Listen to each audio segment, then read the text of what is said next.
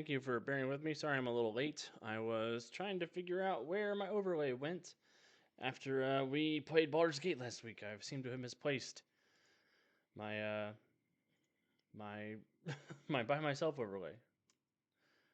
The Rumble bundle has taken its toll on me, but that's okay. I'm gonna find it. Hey, Alana, how are you doing today? Good to see you. Yeah, sorry I'm late.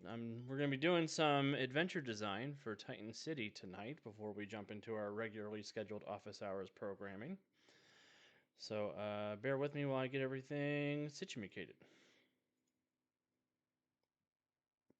Got to go into my Discord messages with Aunt Puppy and find the overlay she made for me. But I hope everybody's doing well out there in the world. Hope everybody has had a lovely Monday. Hope everybody had a great weekend. I had a great weekend. I went out for my birthday, which is not technically until next Monday, a week from today. But we wanted to go out this week for because next weekend is Passover and Easter, so figured it would not be a good time to celebrate with everybody. Probably not a bad time, but just wanted to get everybody in. Oh my god, I talked to Aunt Puppy too much.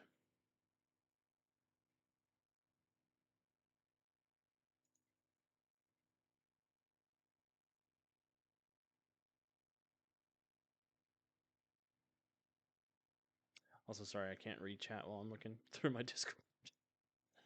One day I will have two monitors again. But it is not this day.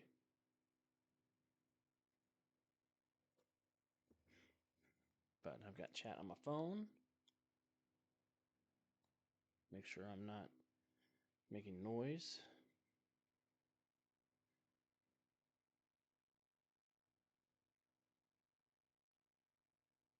I'm okay, Lana. I'm doing pretty well. Just getting everything situated.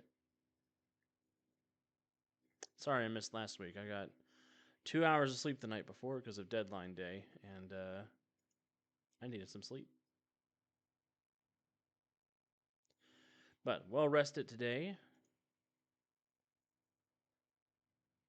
I am ready for shenanigans.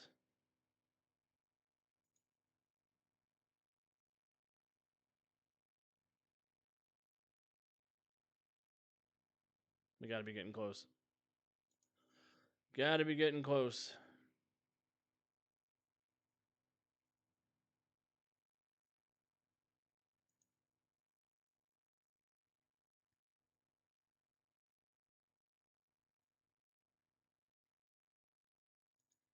If I was a professional streamer, I would have a layout that has my work stuff on it already, but I am not.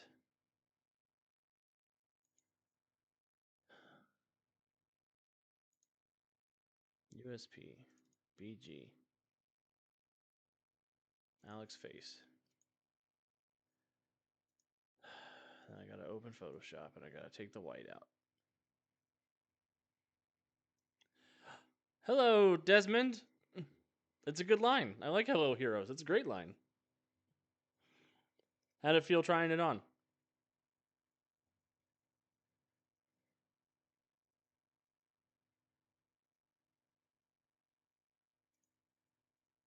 Oh.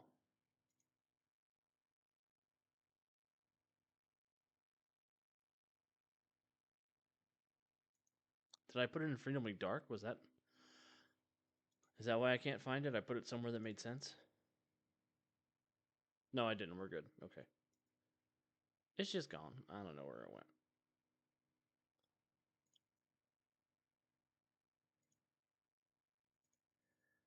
Sorry, everybody. Give me a moment. Hello, Paul. Good evening. Hey, Devious. Good to see you. As soon as I get this Streamlabs stuff situated, we will be diving into some adventure creation. Specifically, some Titan City stuff for a convention game I'll be running in little over 2 weeks.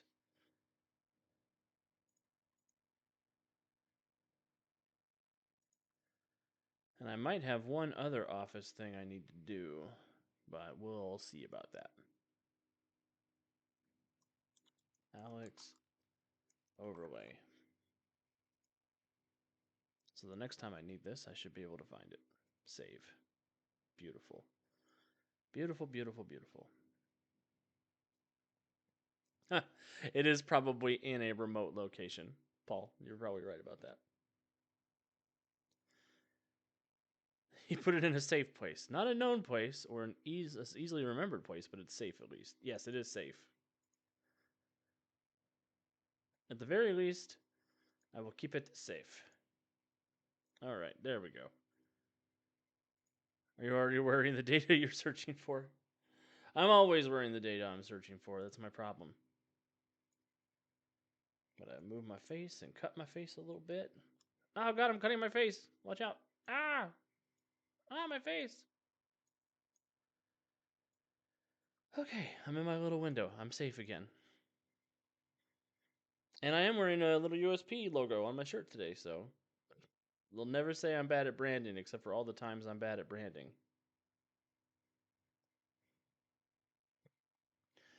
All right, so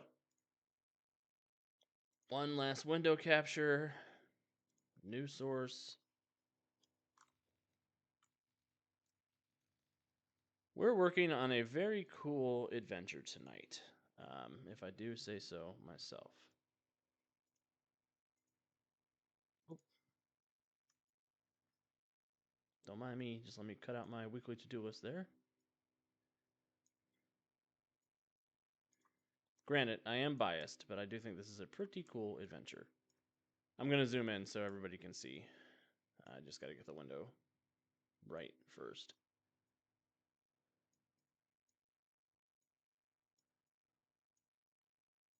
Yeah, okay. How does everybody feel about that font? Is it okay? Are we cooking?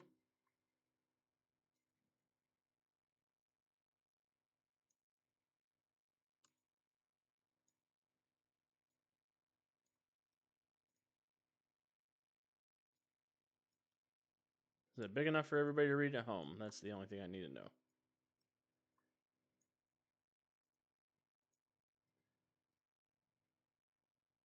Yes, Death Before Comic Sans. This is book Antiqua. This is my font of choice.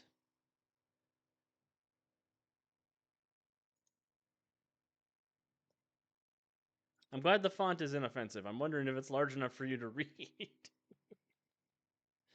Clear reads pretty good. I know the default M&M font is Myriad Pro, which I don't know. I miss Book Antiqua. It's one of my favorites. So, tonight we are working on an adventure called The Signalman's Watch, which takes place. It's a power level 8 adventure. I'm building the characters at power level 8 with 135 power points. And the adventure synopsis of this is Titan City 1926. A ghost train screams through Titan City at midnight, its whistle erasing lives and warping memory. Survivors swear you were aboard when it derailed. Hunt the truth behind the wreck and confront the force rewriting history before the rails carry the entire city into darkness. For people like Desmond, who are big fans of the Remedyverse, this adventure is inspired in part by my time in the Remedyverse recently. I'm glad the font size is also okay.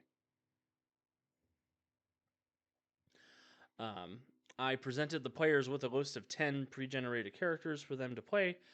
They have given me their character selections already, which saves me a ton of time on the back end. I just have to make those 5 characters instead of all 10.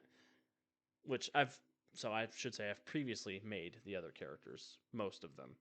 There's a couple of new characters in here for the Titan City Pantheon, but this is a 4th edition adventure, so I need to make everybody from scratch, or convert everybody to 4th edition.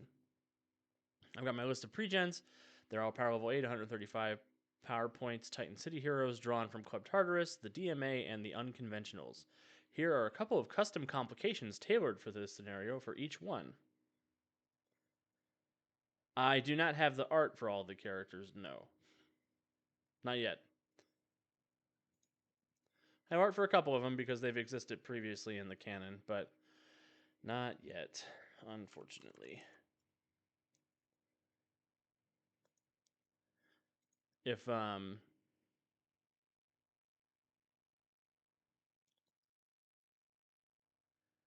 when I have trouble finding character art, um, because ordering art is definitely my preferred method. I like to commission artists. Um, Otherwise, I'll make a Hero Forge mini. Oh hell yeah!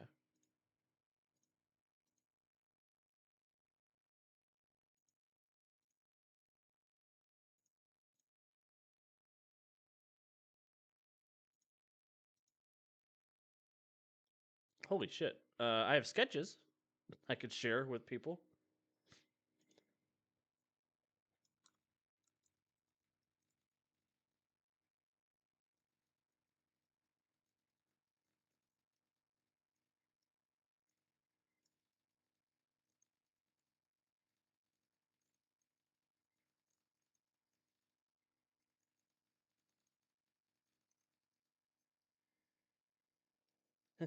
I wish to see the sketches.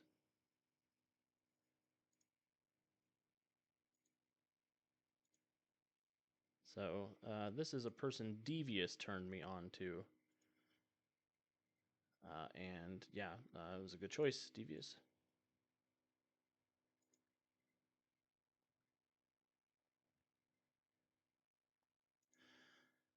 It's gonna take me a second to get them all loaded in, but to let everybody know who the characters are, um, we have Isabella Thorne, who is a well-known commodity here at um, the Titan City stories. She is the scrappy precognitive who works at Club Tartarus and is kind of Mr. Powers' right-hand woman. Uh, she is often played by my friend Laura, who is. I created Isabella, but the first time Laura played Isabella, I was like, oh, this is your player character. And I go to her all the time with questions about what do you think Isabella would do, or how do you think she should react to these things. There's Eric Larson, who is the half giant bartender at Club Tartarus, who has a psychic goldfish named Crassus and a giant axe named Infamy. There is Maseo, Kondo Maseo. Maseo is a new character I've created for this scenario. He is a foreign attaché to the Department of Monster Affairs from Imperial Japan, who is studying the department to see if a similar organization would work back in his home country. He's a magic user. He is a red-violet magic user, which is a witch for people following along. But his specific type of red-violet magic is, oh, I don't want to say this wrong. I did some research.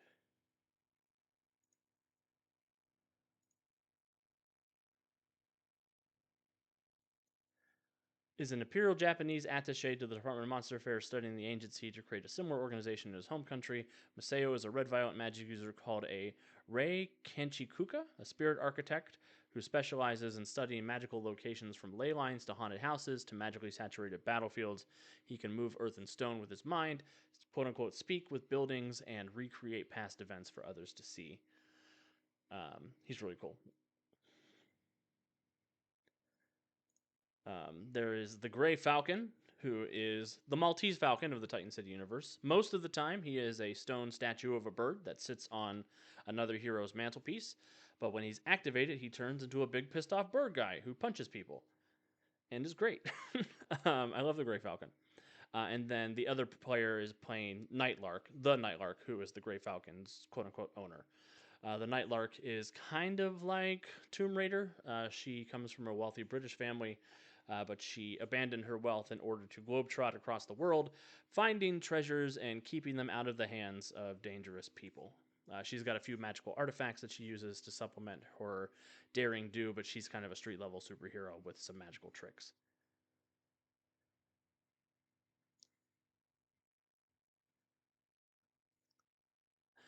Crassus's psychic mind is a little more than swim, swim, swim, swim, swim, wall, swim, swim, wall.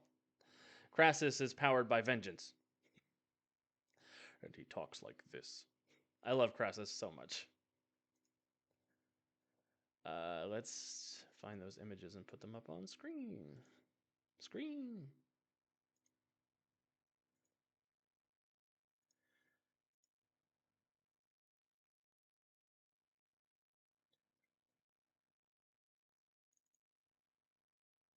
Oh my god, it's huge. Oh no.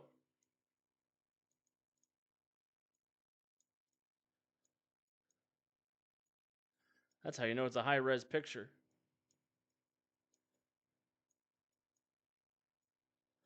Holy cow, it's amazing. It's huge. So this is Isabella. I have a couple of pieces of Isabella already, but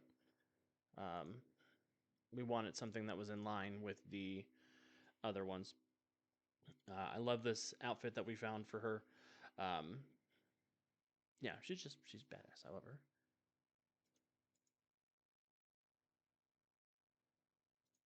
I'm sure they're all this big.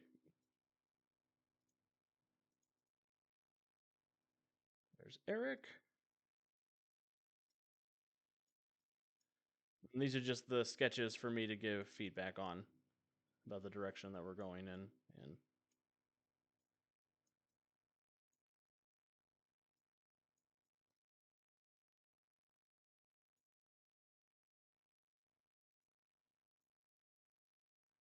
I'm absolutely enamored with the goldfish.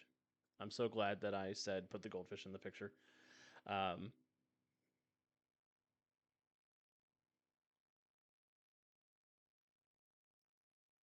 Feemsh.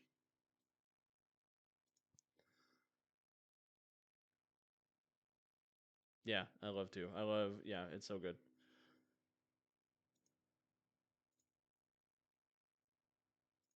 I'm going to go get one more because I noticed one is not in the file, but I'll leave that one up so we can look at it for a minute.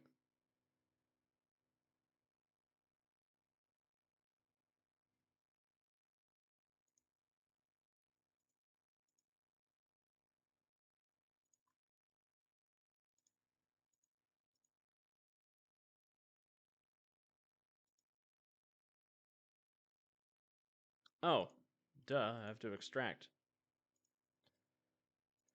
Pay no attention to the moron behind the curtain. How did everybody feel about our Eminem Monday conversation today? We had a lot of fun with that, with the comedy talk.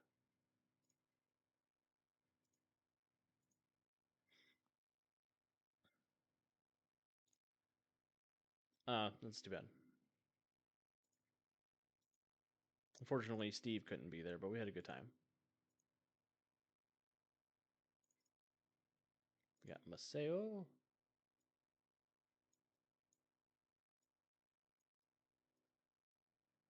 I really need to be smaller.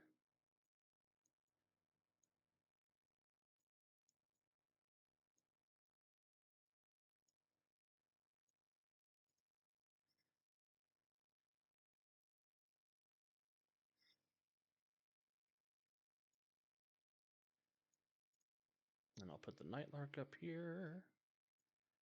I'll do them in pairs until I get to the fifth one. I can't do a pair.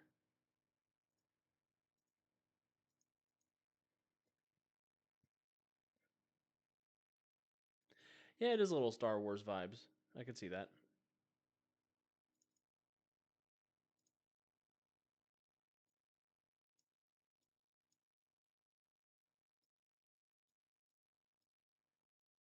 I wanted him to have sort of a mix between like traditional Japanese clothes and something closer to a 1920s aesthetic. I really like her feathery cape and the lantern that she's got in the whip. Yeah, and I mean Masayo's dad was a samurai, so. And I like the little Nightlark pendant on her costume. Love the pose too. I like that she's in motion. I think that's always. I love a image in motion.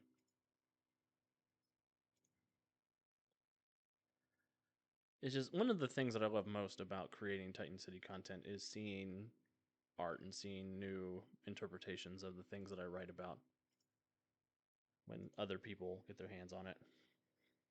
And not just from a writing perspective, and not just from an art perspective. I like to see people's written stories. I like to see games.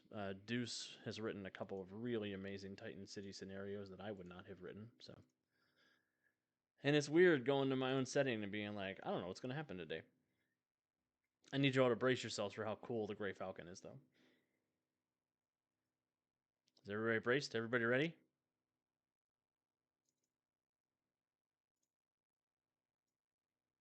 Brace, brace.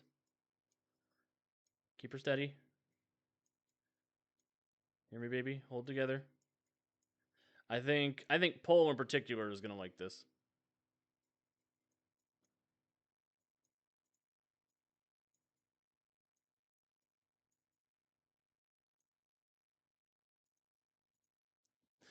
I'm glad Warden and Desmond are holding each other.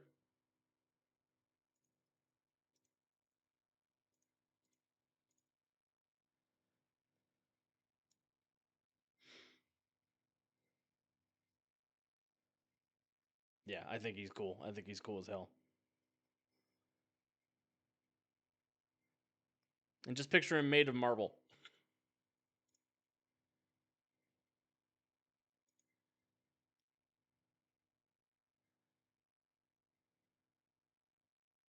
Why wasn't this guy on Birds of a Feather? That's a good question. Calvin, he is on the Graveyard Shift podcast, though. You get to meet him. You get to meet him in person next time we play on the 19th. He is here to kick the crap out of you.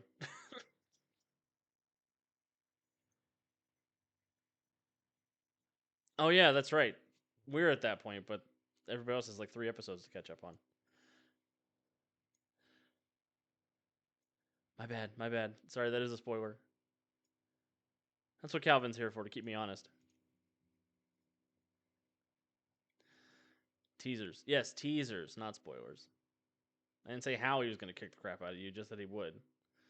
But yeah, I think this is dope. This is so good. Um, yeah. So yeah, that's our cast of heroes we're working with, and each of them have some custom complications related specifically to the scenario that we're playing. Um,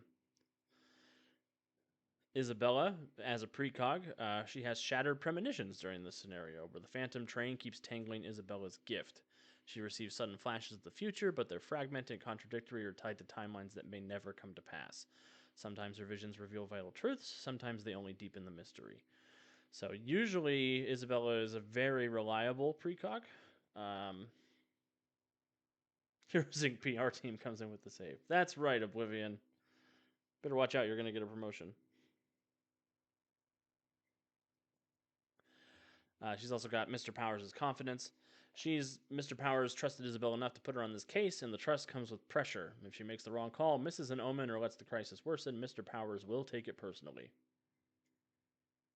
Eric has a cranky Crassus as a complication. Eric's psychic goldfish is unusually agitated by the phantom train and the disturbances surrounding it. Crassus blurts out strange warnings, senses danger at inconvenient moments, and reacts badly to places or people touched by temporal distortion. And Eric has a matter of professional pride. The theft of the Aeon dial struck at the heart of Club Tartarus. Eric takes that personally. He wants the culprit found and the club's honor restored, which can make him reckless, stubborn, or eager to settle matters with his fists. They'll also have their ordinary complications on top of these two. I just like to build a couple story-related complications into the characters that I'm building for one-shots. So that they have some roleplay business, they have some complications they know that they can lean on if they want to generate some hero points and add wrinkles to the story that are related to the story we're telling. Maseo has corrupted reconstruction. Maseo can recreate the past, but the stolen Aeon dial has contaminated the scene. Whenever he pulls on the memory of a station, tunnel, or wreck site, the vision includes false details from altered timelines, heroes where they were never standing, suspects doing things they never did, echoes of events that have not happened yet. And he has been claimed by the wreck. The haunted rail sites do not treat Maseo like a normal investigator. His sensitivity to magical locations makes the phantom train notice him. Stations grown open for him, ghostly conductors address him like a missing passenger, and the wreck tries to pull him into its version of events as though he belongs there. The Grey Falcon has checked baggage as a complication. The Phantom Train's haunting does not always recognize Grey Falcon as a living hero. Ghostly attendants and warped magic may treat him as cargo to be tagged, stowed, or carried off. And he has a temporal misalignment. The Phantom Train's temporal distortions stir echoes of Grey Falcon's long existence, pulling old loyalties, forgotten instincts, or earlier versions of his personality to the surface at the worst possible moment. And the Nightlark has Artifact Keeper's Instinct. The Aeon Dial is exactly the sort of dangerous relic Nightlark has dedicated her life to keeping out of the wrong hands. Her instincts push her to secure it, hide it, or control who has access to it, even when doing so may complicate the group's plans. She also has a life she escaped. The train's distortions plague the Nightlark with uncanny glimpses of a life she might have lived if she'd remained a creature of wealth, privilege, and selfish ambition. Those visions strike close to the bone, stirring up guilt, doubt, and anger. So, a few things that they can lean on if they want. And then how I lay out my adventures. The Secret Origins is the backstory of the adventure. I'll go over that in a minute. In this exciting issue is a 3 to 5 paragraph overview of everything that happens in the adventure.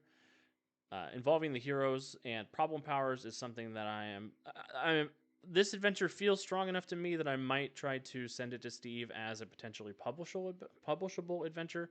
So I've done a few things that I wouldn't ordinarily do for a con game. And then each scene. Working on the scenes is what we're going to work on tonight. We're going to work on scene number 4 here.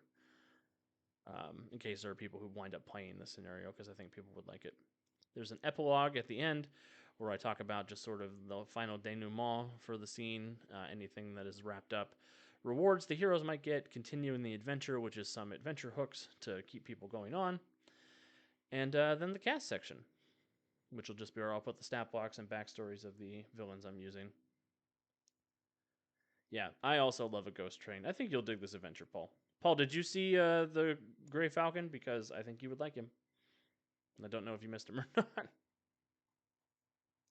I'll put him back on screen if you did. So, what is this adventure about? During their ritual to stop the cycle, the Titans imbued several artifacts with fragments of their power. These reality anchors were then entrusted to the Titans who created them for safekeeping. Some hid their anchors far from mortal hands, others kept them within their domain in Tartarus, trusting in their own power to guard them. One such relic, the Aeon Dial, is a pocket watch that preserves the temporal integrity of Club Tartarus. Last night, it was stolen. Oh, hell yeah, you grabbed all the sketches to see if you could forge them up? That's what's up, Paul. I love that.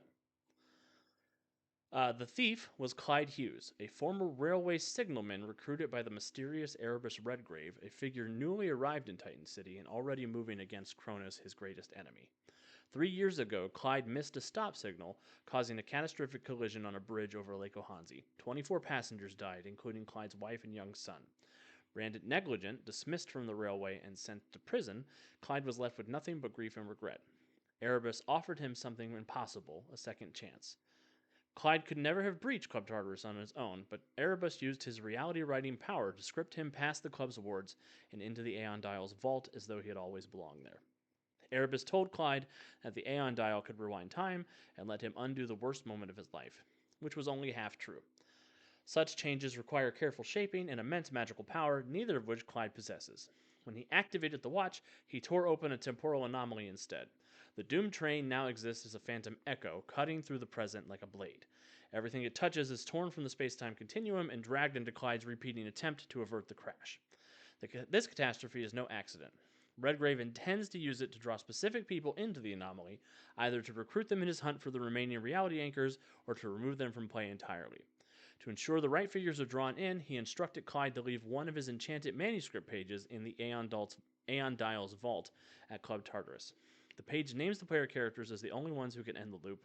Sensing the Aeon Dial's power in motion, Mr. Powers sends for everyone named in the letter, trusted employees, Department of Monster Affairs agents, and costume crime fighters alike. Yes, Paul is an institution. So in this exciting issue, as I said, this is sort of the high-level overview of everything that happens in the story. The heroes are summoned to a private meeting with Mr. Powers at Club Tartarus. For the first time, they find the legendary nightclub utterly empty. No music, no patrons, no staff, only Powers himself seated at the bar with a bottle of something expensive, a worried look he rarely wears, and a glowing manuscript page in his hand. He explains that each of them has been drawn into the designs of Erebus Redgrave, an ancient reality warping being older even than Powers, one who can rewrite the world through the act of writing.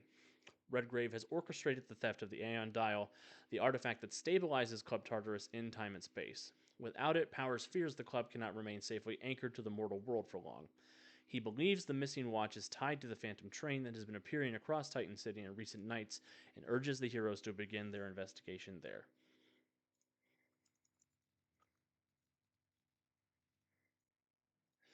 Their investigation leads them through a handful of haunted encounters, shaken eyewitnesses who swear the train passes through solid buildings, old newspaper coverage of the original Lake Ohanzi disaster, and Clyde Hughes' lonely apartment, filled with grief, railway memorabilia, and signs of recent occult tampering. As they follow the clues, the heroes uncover the truth. The Phantom locomotive is tied to the same crash that destroyed Clyde's life 3 years ago, and the Aeon Dial lies at the center of the anomaly. Stranger still, reality begins shifting around them. Records, photographs, and even bystanders begin to insist that the heroes themselves were aboard the doomed train that night. Though they know this cannot be true, flashes of impossible memory begin to surface, fragments of lives and deaths from a timeline trying to overwrite their own. When the heroes finally track the spectral train to its point of manifestation, they confront Clyde Hughes, now a broken man trapped inside Redgrave's scheme and desperate to undo the worst moment of his own life. During the struggle, the Aeon Dial erupts with power and hurls everyone back to the day of the original derailment. The final act becomes a desperate race through the doomed train itself as the heroes battle temporal rates, unravel Redgrave's manipulation, and force their way toward the engine before history repeats itself once again. To prevail, the heroes must decide whether to restore history, deny Erebus Redgrave the proof he seeks, and let the derailment occur, or save the train and demonstrate that the reality anchors can truly rewrite the world. So, we have a general overview of what we're trying to do. What I'll do from this point, after I write this is everything I want to happen in the story. I'll break it down into scenes. Just to give you guys this, involving the heroes. The easiest way for the heroes to get involved in this story is through Mr. Powers' summons. He is a central figure in Titan City who can get messages to just about anyone, and everyone knows that his invitations are seldom optional. Even characters removed from Monster or Magic Society will understand the gravity of the situation. If you'd rather avoid your heroes appearing on Powers' radar, they could be DMA agents tasked with investigating the Phantom train, survivors of the initial crash drawn back into the train's path, journalists looking into the witness reports of the phenomena, or Jupiter Enterprises scientists or criminals looking to find out if the train is something they can exploit for gain. The characters will inevitably discover the Aeon Dial, which will lead to a conversation with Mr. Powers, whether that is in this adventure or some future caper. Problem powers. Most Astonishing Adventures have a problem powers section just to help game masters adjudicate certain powers that could make their game easier. Signalman's Watch is a fairly straightforward investigation adventure, which means certain powers can open unusual lines of inquiry or make clue gathering dramatically easier. Abilities such as mind reading, postcognition, precognition, time control, time-related senses, concealment, and insubstantial may allow heroes to bypass barriers, cut through interrogations, or track the Phantom train more efficiently than a less specialized group. Rather than shutting those powers down, lean into the fact that the Aeon Dial is a reality anchor warped by misuse. Its unstable temporal distortions are an ideal source of complications. Mind reading may uncover contradictory memories from overwritten timelines. Postcognition may reveal multiple versions of the same scene. Precognition may show futures that can't exist all at once. Time control may trigger backlash when a mortal power collides with Titan-wrought magic. Even stealth, phasing, or unusual movement powers may be complicated by the train's shifting reality and supernatural pull. In general, and this is good advice always for M&M GMs, let powerful abilities uncover useful information, but make that information stranger or more dangerous than expected. When in doubt, reward heroes for leaning into those complications with hero points. The Aeon Dial should not simply block powers, it should make them dramatically interesting. And that's just good general Mutants Masterminds advice across the board. People play M&M to have characters with amazing abilities, and it sucks when they run into a situation that they can't do anything in, or they feel like their powers are just being shut off to make the story possible. Part of our jobs as M&M game masters is to present situations where where things can happen. They get to live that fantasy, which is always fun.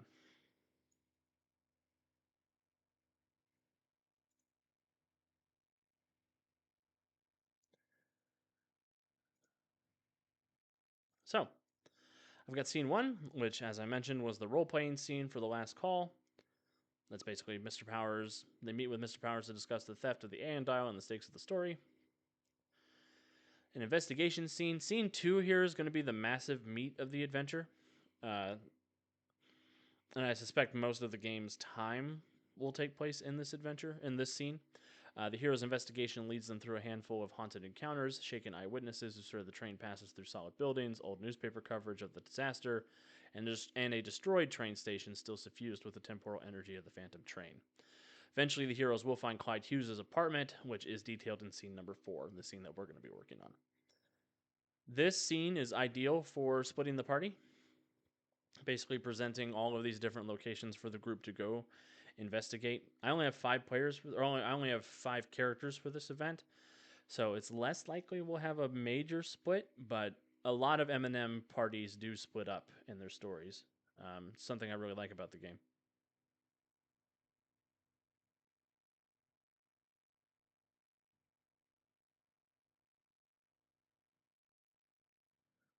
Scene 3 is a combat scene because it is a one-shot at a convention. You want to have a few combat scenes. Um, I've created a few. I've called these things break screams. They are so there's basically 2 kinds of spirits that have been caught up in the train phenomena. There are sort of the regular passenger echoes, which are dangerous, but they're not immediately hostile. The break screams are people who are caught in the middle of their death and have basically become mad phantoms. Uh, yeah, in the middle of just having a really bad time and wanting to take it out on anybody close by.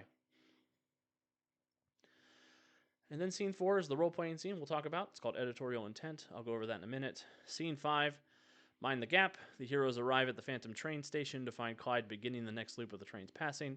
A fight breaks out, ending with the Aeon Dial shunting everyone into the loop. Then scene 6 is a combat slash challenge. Next stop, Titan City. The heroes are thrown into the train on the day of the crash and have to fight slash traverse their way to the front of the train and stop Clyde and decide the fate of the train. And then, as we talked there. So, scene 4. Scene 4 is, and I want to talk about this scene in particular because it is a scene that could not be in this adventure and it would be fine. Like, the first part of the scene could not be in the adventure and it would be fine. This is where Erebus Redgrave meets the heroes. And I'm interested in talking about this scene because this scene in a one shot could feel out of place because this is basically the villain of a story arc showing up to speak with the heroes, basically to introduce himself, like you would a Strahd in a Curse of Strahd, or anytime you want to build a relationship with the big bad of your story arc with the heroes. And if you're running this as a one shot, what do you need that for? The idea of this, and the thing I wanted to talk about in our design process tonight, is how to build a scene that can be one way in another scene.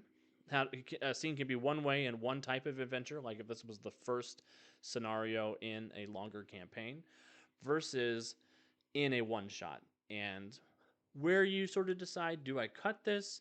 Do I trim this? What information do I need to get across? And what I want to lean on in this is Erebus Redgrave. I want him to be present here because he is an interesting profile. He's an interesting villain. Um, hello, late. I'm Dad. Sorry. Hello, late. I'm Dad.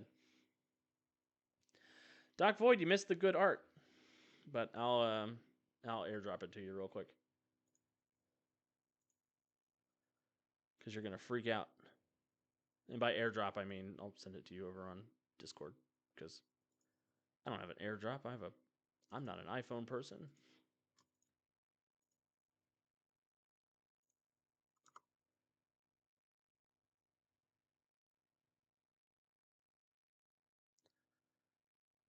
Yeah. Ah, they're so cool. They're so good.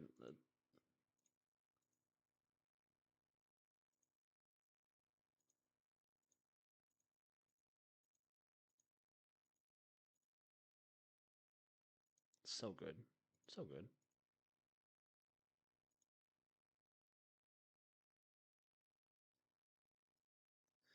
Hey, never apologize for Bad jokes here, Desmond. Bad jokes get you hero points in this neighborhood.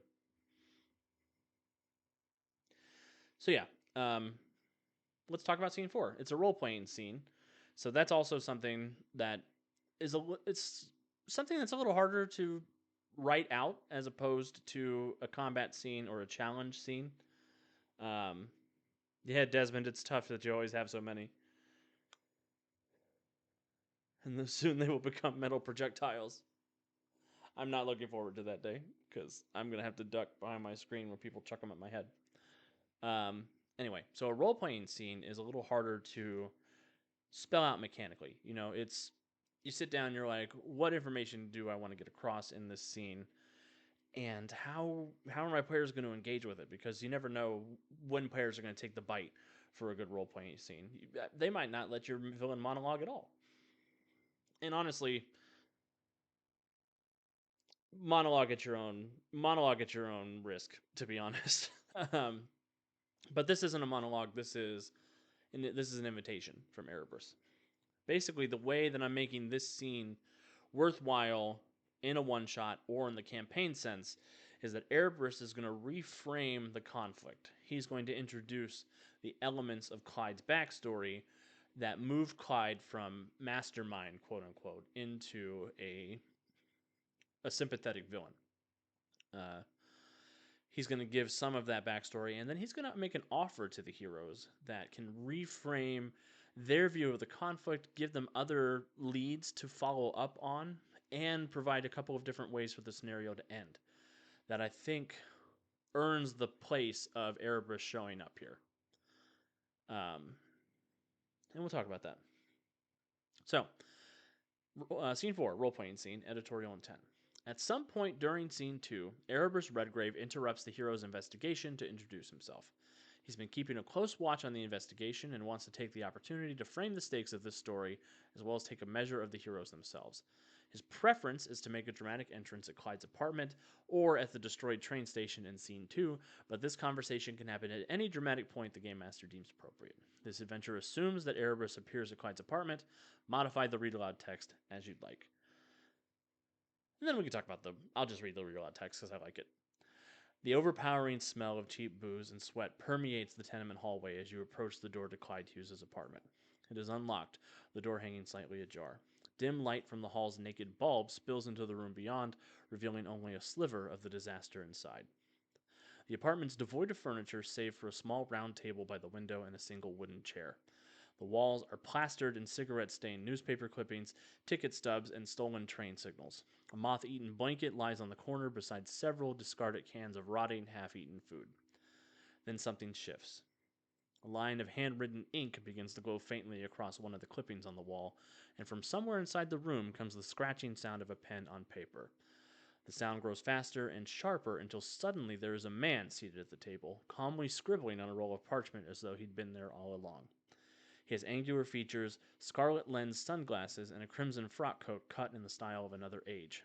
His gray hair is swept back into two sharp points, and a similarly severe goatee frames his mouth.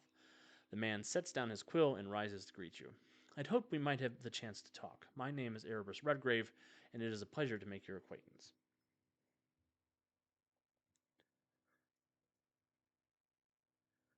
Devious here with a fun fact. On March 30th, 1939, Bill Finger and Bob Kane debuted The Batman in the case of the Chemical Syndicate, published in Detective Comics Volume 1, number 27, with a cover date of May 1939. Happy 87th anniversary to Batman. Well, it's fitting. We're talking about some noir drama tonight. So, good job, us. And then I break my scenes up into smaller chunks when I'm writing them for publication. I probably wouldn't do all this if I was writing just notes for myself to run a game.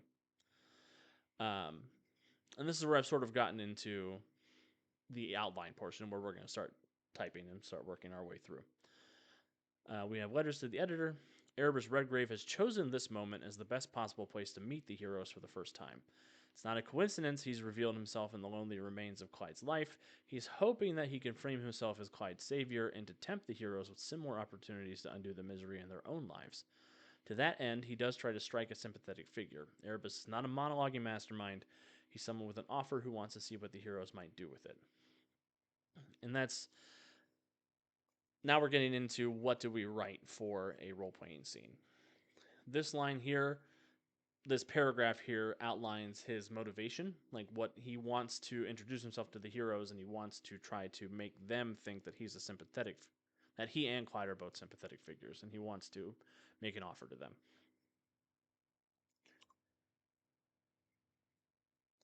Then the second half of the scene is investigating Clyde's and what clues they find and where that leads them. And then the wrap up is what you wrap up with at the end, and then where that takes us.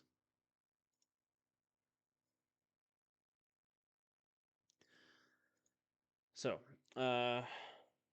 we've introduced his motivation. Next, I would typically do something like, how do you role play as Erebus?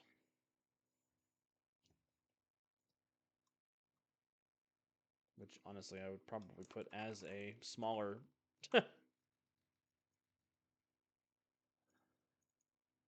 Another subheading, heading number 3.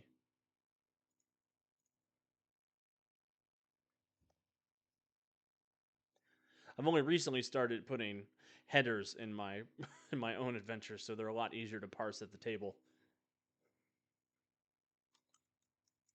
Erebus is a calculating authorial figure. This is at least 20 times more detailed than my notes are. And honestly, if I wasn't planning on publishing it, it wouldn't be as outlined as it is. But thank you, Doc Void, redeeming a hydrate. I was just grabbing my cup. You could tell I was thirsty.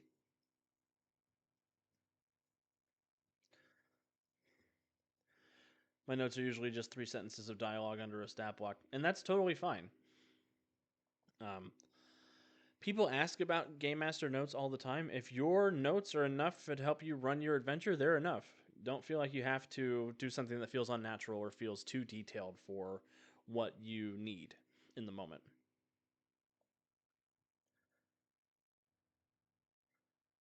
Try to say this at some point.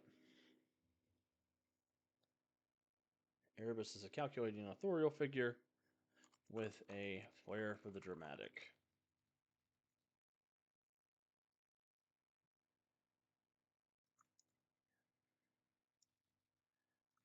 He should come across as charming. Charming's a question mark. I'm not going to say charming. He should come across as friendly and curious about the heroes. At the end of the day, he is a primordial being.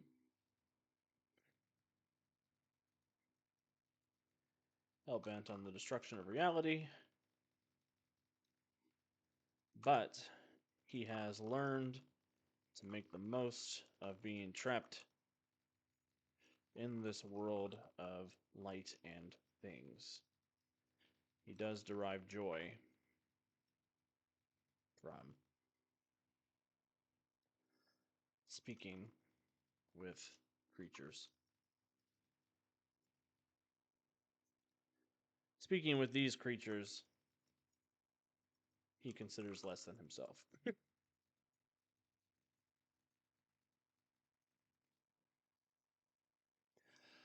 Erebus plays up the sympathetic angle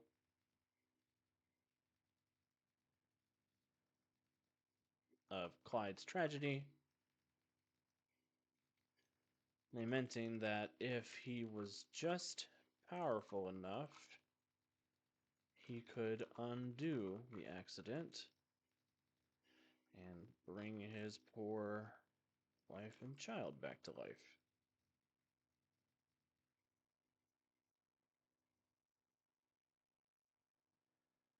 I didn't know the date on that, but I suck at remembering dates.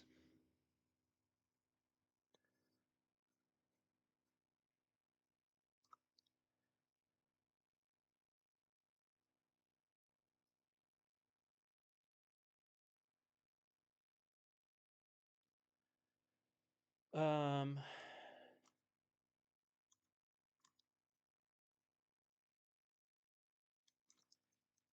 therapist will provide the following information should the players ask. And then I typically do a bullet point of information. I don't like to write long speeches because they never feel natural in the moment, and players always want to jump in and be like, "But, eh, eh."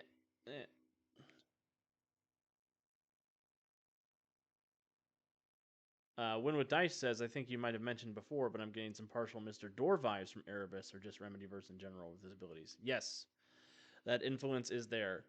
I'm glad you picked up on it. He's kind of like evil Alan Wake, actually, because he writes and changes reality with his writing. But we don't know if I don't know if Mr. Door can do that. Desmond will tell us if Mr. Door can do that.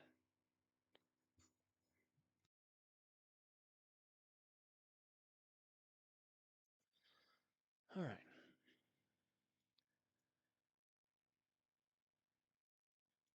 So Erebus will provide the following information should the players ask. Sometimes I'll write like a leading question to give the information. So who are who are you? Slash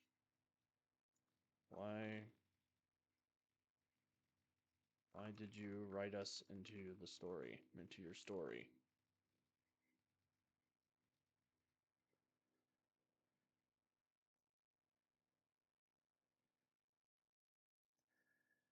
I mean, even the name is Alan Wake coded. He is the darkness, Erebus. It's true.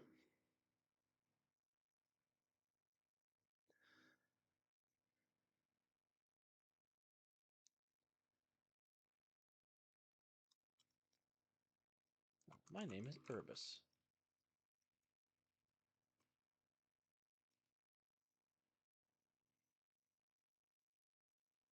He already introduced himself as Erebus when we first walked in. I am the think of me as a purveyor of second chances who wants nothing more than to give everyone the peace they have they have sought for so long. Not technically false.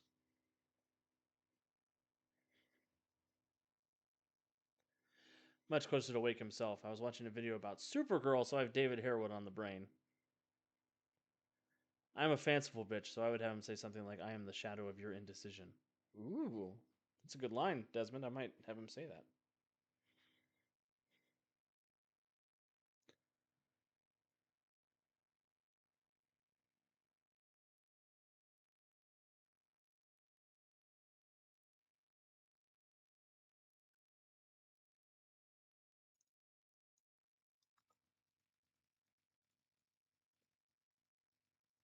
I am the shadow of your indecision, who wants nothing more to give everyone than to give everyone the peace they've sought for so long. Again, my notes are 3 good lines of dialogue. There's one of them. uh, and okay, I'm just gonna split this into 2 so I don't wind up with a double nested quotation marks like a maniac.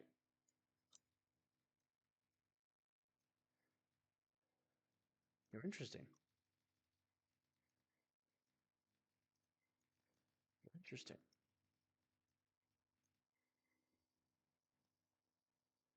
Erebus is also an alias used by the Shade, so there's that too. Yes. So I don't know how much of the cosmology of the Titan City universe I want to give away. um, but figures from mythology do exist in the Titan City universe. So this might actually be the real Erebus, the primordial being of darkness.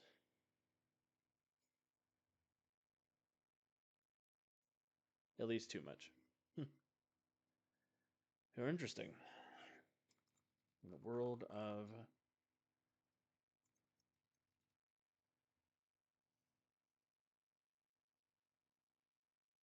At least too much with an oopsie.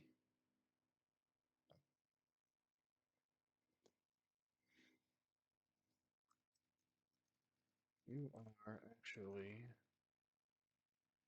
capable. Great agency.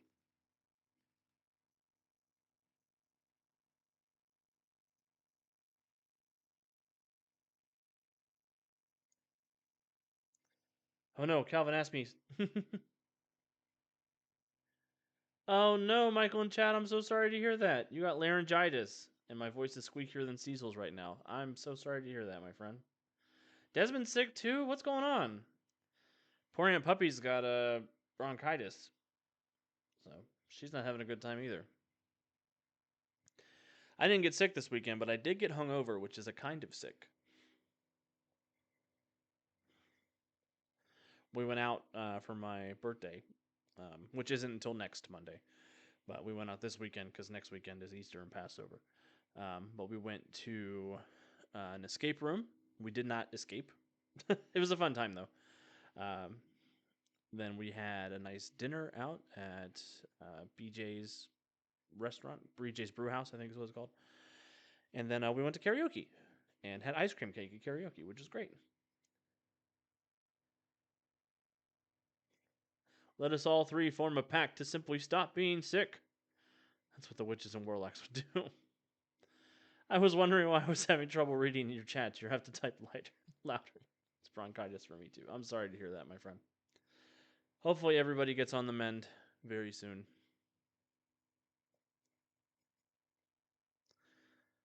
It's not a good time to be sick.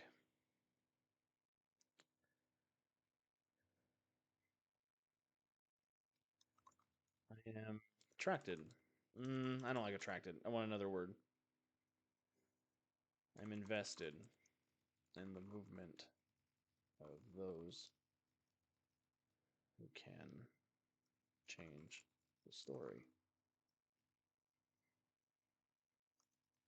Most people get swept up what I in my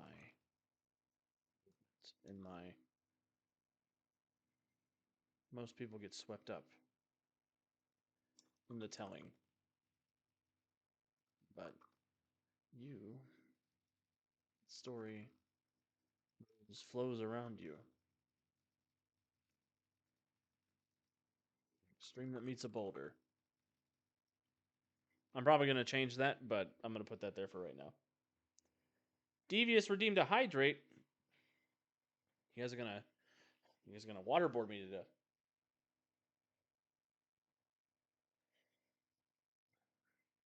That's good though. I was thirsty. It's been a thirsty day.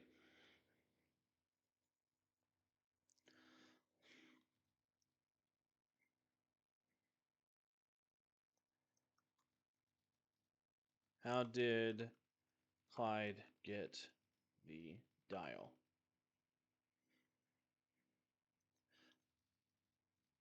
How did Clyde get the watch? I don't. So this is a artifact of writing this scene before I write the first scene. I don't know if Mr. Powers is going to tell them the name of the artifact. He's definitely not going to tell them that he created it, that that's his reality anchor, and it's his responsibility to keep it safe. Um, he might tell Isabella. I don't think he would tell anybody else, but he might tell Isabella. Um, so they might just refer to it as the watch the whole time, and they might not find out that it's called the Aeon Dial until this moment. Erebus would probably tell them.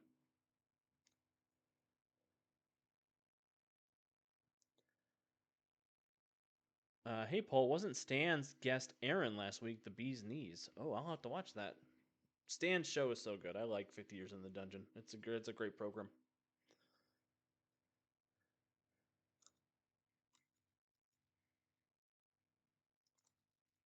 I decided he have the chance to right his wrong, and now he does.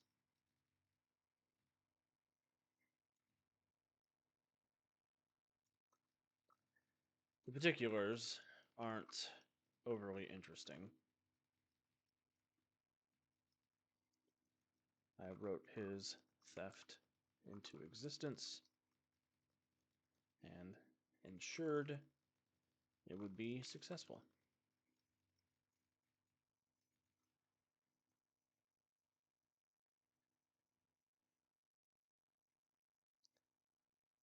Huh.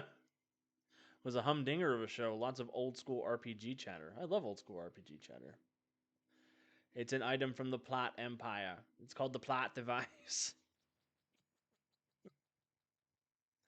I don't know why that voice is the one that came with that, but that's where we're at.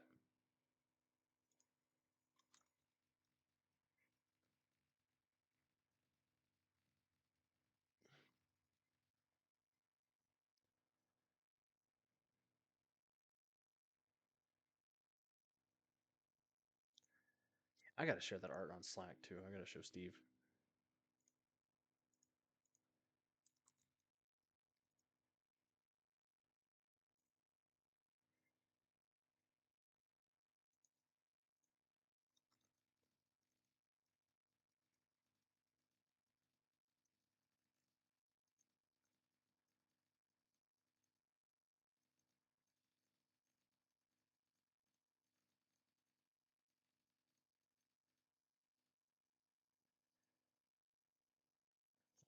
Jazzed about these.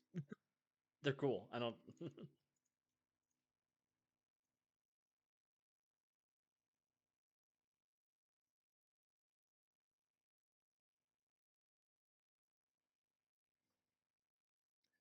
The Platt Empire was founded in Boston. Stolen from Peter David's Blasters one shot comic. I'll have to check that out. Platt. Hey, Ma, I got some plot.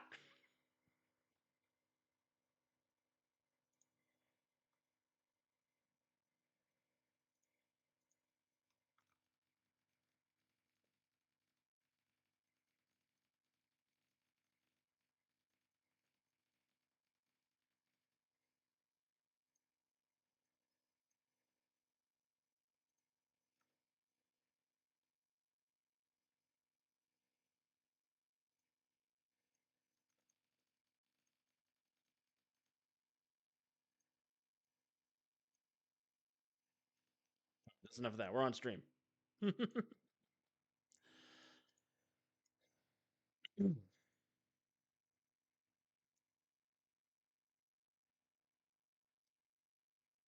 Oh, Desmond, I think you're right. Desmond says, "Do you think rather than I decided, you could phrase it as he deserves this chance? Wouldn't you agree?"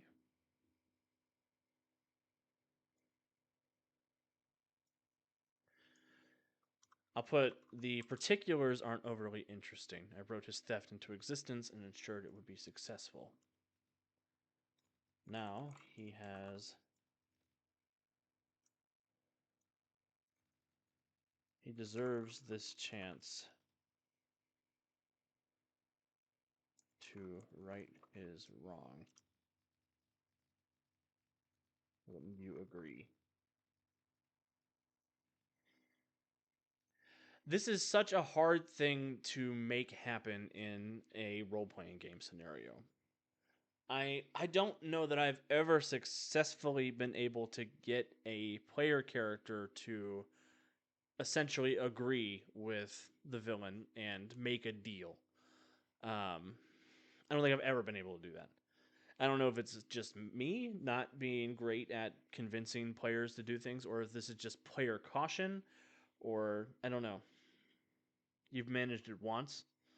Well, a spinoff from the Invasion crossover in '87.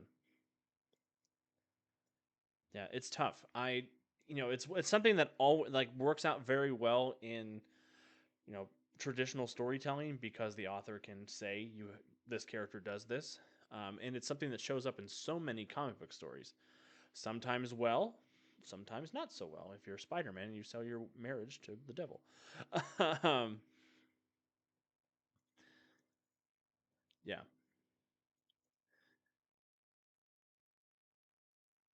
So the nature of this deal, Erebus wants these particular characters to work with him to track down the other reality anchor devices around Titan City. He believes that their weirdness in to his power gives him it will give them an advantage in finding the other things. And he wants basically to tell them, "Hey, if you help me acquire these things, we can make a world where if you had something tragic happen in your past, we can make it not happen.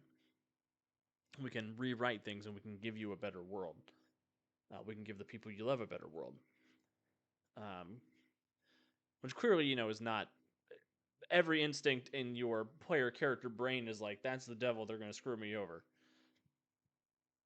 The other alternative is to not go along with Erebus and either force Clyde's tragedy to happen and take the Aeon Dial away from him, or rewrite history successfully because they have the power to do it in a way that Clyde cannot using the dial. And then live with the fact that Erebus now knows that the reality anchors can do what he wants them to do. And then be on Erebus's radar, be the kind of person that he's going to go after, and basically make an enemy of this powerful eldritch being. Doc Void, I screwed up something when I introduced the major NPCs, and now my PCs think she's plotting to take over the world, but they're working for her, kind of, for the moment. It sounds like everything's working the way you wanted it to, Doc Void, or at least partially.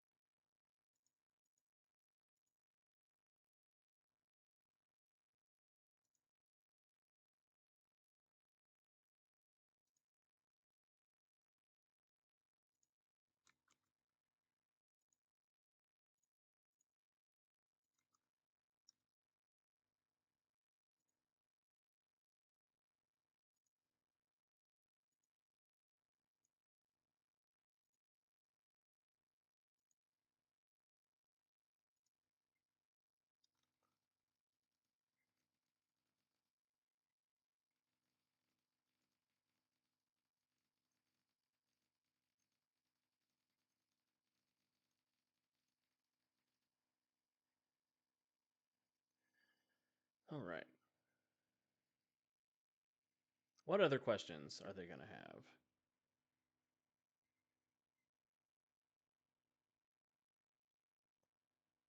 I didn't intend for her to come across as a megalomaniac, an egomaniac who wanted to cement her place in history by changing the world. Yes. My favorite style of character is the anti-villain who everyone loves but is aiming to take over the world or something similar. That's true. Honestly, at some point, I expect her to almost have a JLU Lex Luthor moment of foolish, faceless man. Do you know how much power I would have to give up to be president?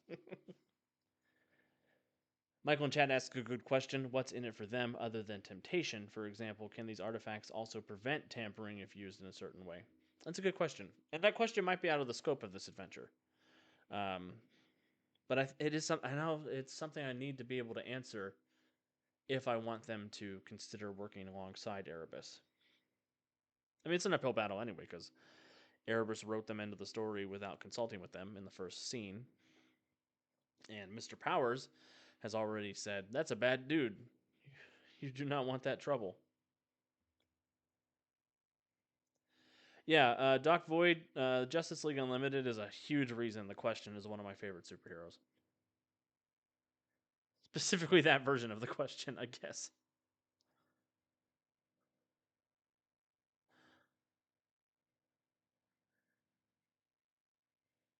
Why did you write your story? How did Clyde get the watch?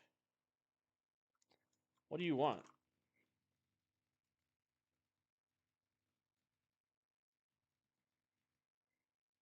I want to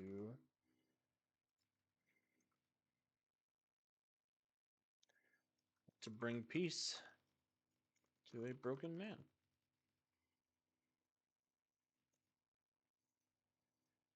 Or Clyde.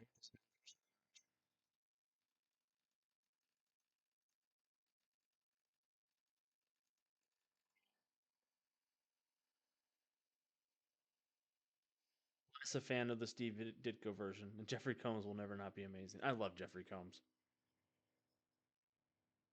I have to double check. If you want a great Jeffrey Combs episode, Jeffrey Combs movie, great's a strong word. If you want a fun Jeffrey Combs movie, he was in a horror movie I really enjoy called Would You Rather with Brittany Snow in 2012, where he plays a rich guy who makes some poor people play Would You Rather with him in his estate, and shit goes bad.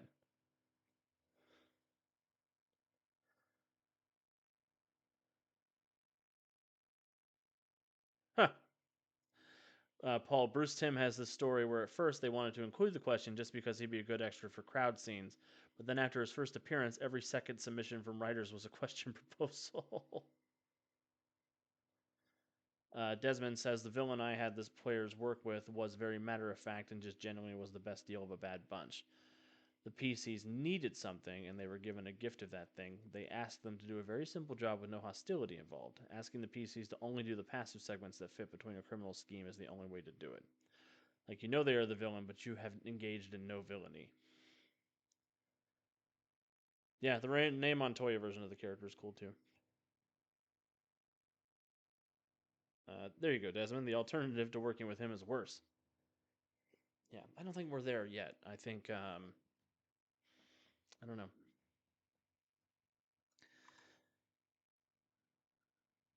And particularly for this adventure, that's what we're working on. Is for this adventure, what? How can we make him interesting, and how can we basically give the players the moral question at the end?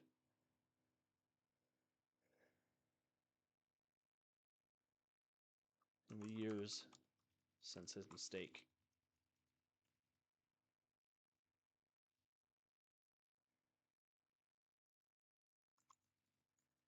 feels wrong not to help him if we can.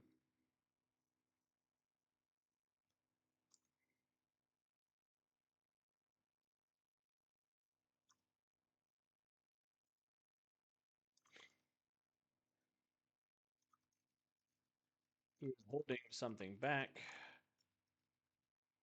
but a character with a DC power level 8.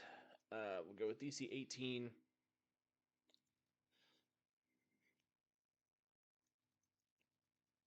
Or interaction skill.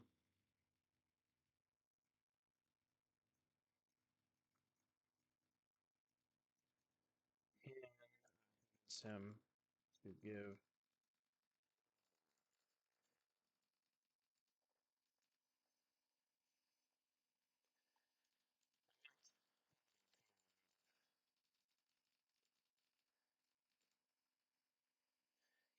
He is holding something back. He is holding something back.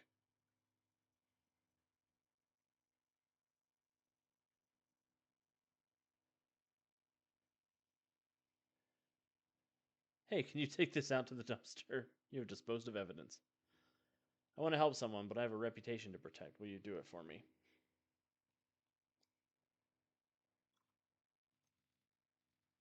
I want to see just how much that old watch can do.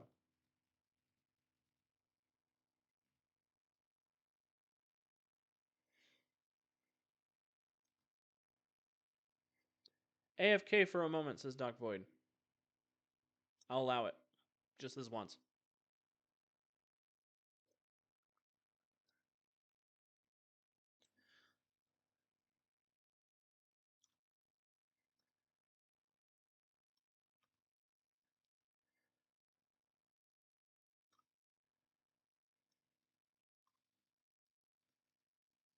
Do you know what the watch is?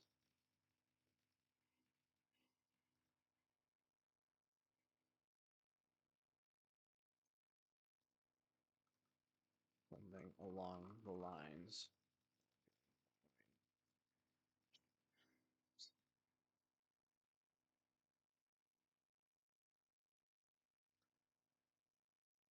My Hut Crime Lord's first job was I want to talk to this guy. Go out there and get him to come have a meeting with me with no instruction of violence or coercion. Then they spent 5 sessions trying to figure out why they wanted to talk to the fuck up younger brother co-owner rather than the brother that runs everything. Oh, I can tell there's going to be a good line at the end of this.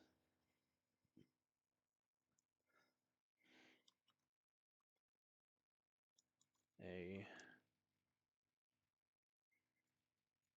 relic of great old Mr. Powers, for one thing.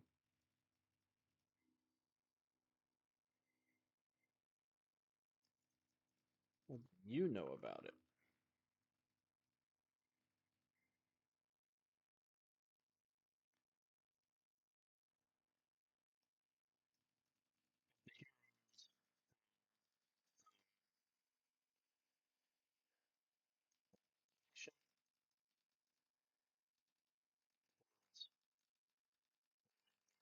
Which is real identity, or if the Nightlark is present. I'm not going to put that because in the published version of this module, the Nightlark is not necessary, is pre-gen, not somebody's player character.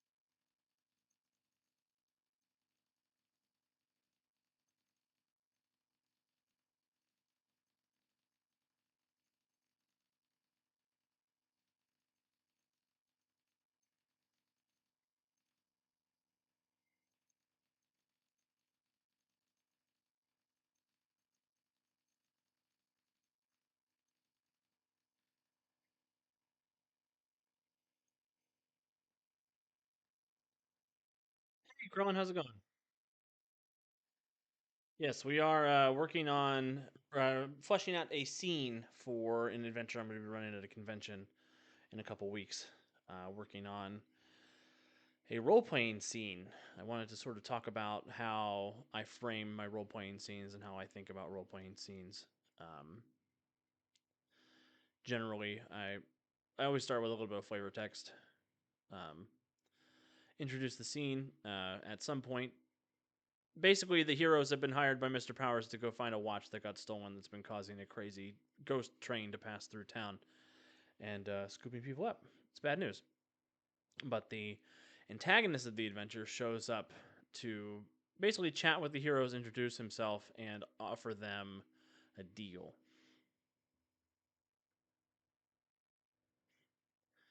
The brother, so Desmond, continuing the Hut story, the brother that runs a tight ship would never work with a Hut, incorruptible reputation. The fuck up is more easily convinced. Then later on down the line, you can knock off Big Bro and take over via a figurehead. Very simple, conniving, nothing the players can really disagree with. They got paid in advance. They did the job. Another job for you. Go to the safe house and pick up a marked package that will be hidden under a table. Bring it back here. Again, very simple. Ghost train. It's kind of a ghost train. It's more of a temporal anomaly train. Mister, I'm stuck. No deal. We were just talking about how it's hard to get player characters to agree to deals, but it's fine. When I write a scene where I'm going to make a deal, I assume the players are going to tell me no. Check Discord for Paul's first draft of Isabella.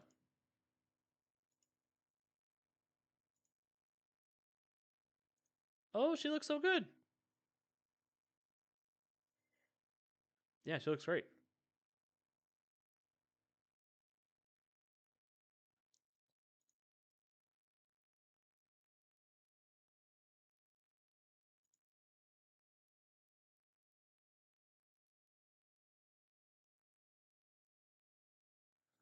All right, Doc Void, I will answer you in in, Discord later. If you have a ghost train, research the myths of the Wild Hunt and how it picks up people for the pack. I love the Wild Hunt. The Wild Hunt is so cool. That's not this story, but it's very cool.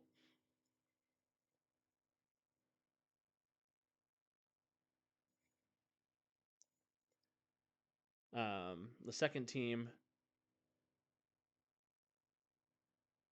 sent there that starts a fight and burns a building down and tangles them in a conflict. Track them down, get the package, take them out. So now they're on the hook for violence. The hut elevated the parameters of the agreement. I've altered the terms of our agreement. Pray I don't alter them further. Now he has a hit squad where once there were heroic survivors. Nice. After the first attempt, any deal I've offered to my players was mostly a formality rather than an actual either or situation. Yeah, I like to have the option on deck, and I think that this scenario is muddled enough that working with Erebus is an option. If the hero shows some inclination towards knowing the watch's real identity, he will divulge a little more information. Yes, the Aeon Dial. You must have some powerful friends or well-researched libraries to have heard that name.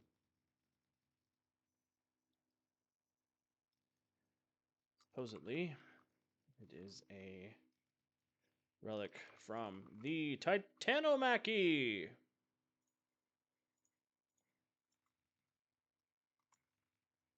So that's called right.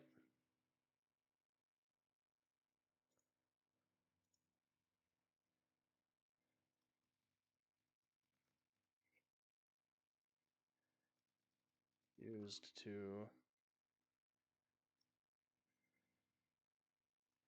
stabilize the world.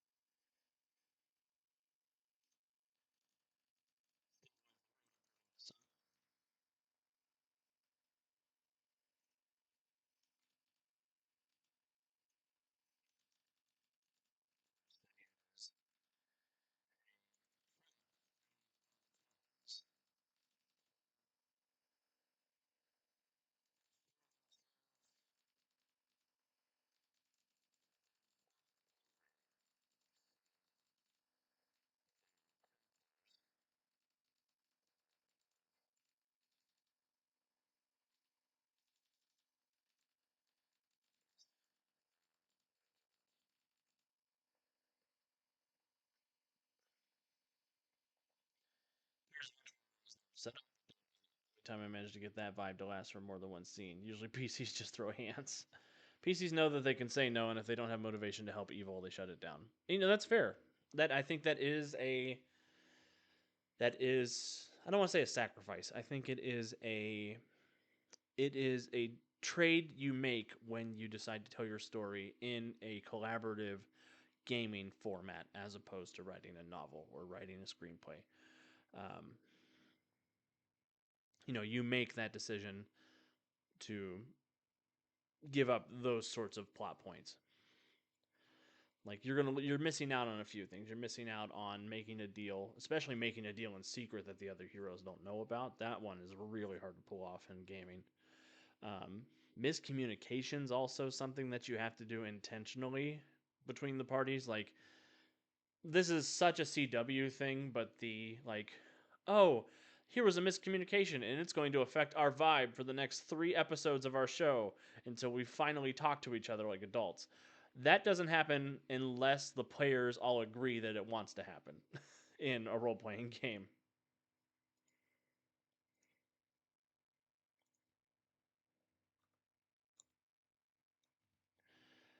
I only know that these relics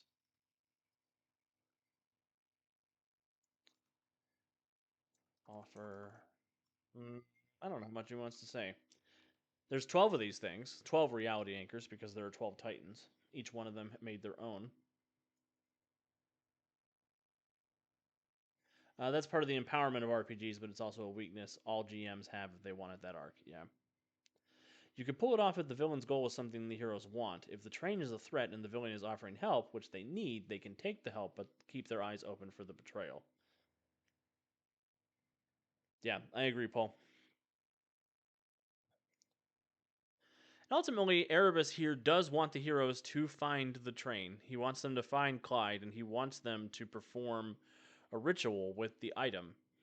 Um, so ultimately, they do both want the same thing. It's just how seedy is this guy? And they don't need him to make this happen. That's an important distinction. Um, that's another thing that butts heads, I think, with my RPG sensibility and my storytelling sensibility is I never want to trap the solution to an adventure behind one point. Like, they should not need to make an agreement with this guy to get to the end of the story. They should not need to find one clue to get to the end of the story. I don't like load bearing information, is what I call it. Yeah, if the vibe is off, players will defy your description of need till the end of the world. Players are funny like that. And I love player characters, don't get me wrong. They're some of my favorites.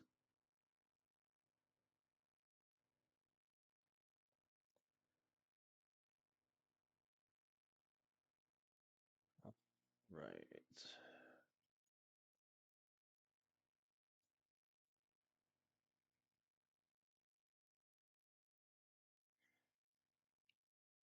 I believe these items are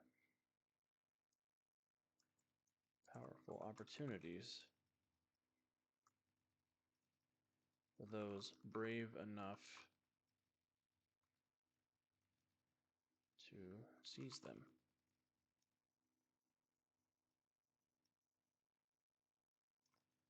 yourselves. And this is his first meeting with the heroes, so he doesn't need to come across as the supervillain, like in this scene. I have the key. Well, we will kick down the door. Only I know where the door is. We can go talk to our wizard friend and do a quest to find it. Typing up the story, I realized I lied. The trick was giving them shit options between not a whole lot of risk of potential death and making the deal offer very charismatic. Now one group has a demon linked to the back of their head to whisper temptation whenever he wants, and the king of the fairies watching them for entertainment. Paul says establish that the issue is a threat, give the heroes an encounter where they're unable to stop the threat but can get tangential wins like rescuing bystanders.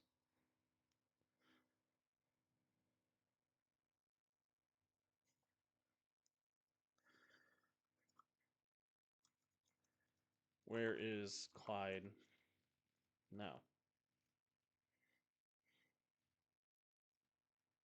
Clyde is where this all began.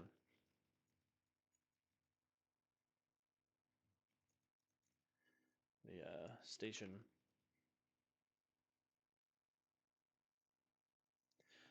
Do you have a voice for your villain with an olive branch? I haven't decided what he sounds like yet. I've got 2 weeks to figure that out. I don't want him to sound imposing. That's the thing. I want to give him sort of a nerdy voice. Hey, G Battle Rock, welcome in. Yes, we're working on some adventure design stuff. So if you have any questions or comments or suggestions, please go ahead and pop them into chat, and we'll cover everything we need to. We'll switch in a little bit. I do want to play some Fallout tonight, but I wanted to get some of this on screen for everybody. This adventure I have to run a week from Friday, so I'm trying to get it all finished up. Clyde is where this all began. The station just beyond Lake Ohanzi, where he could have.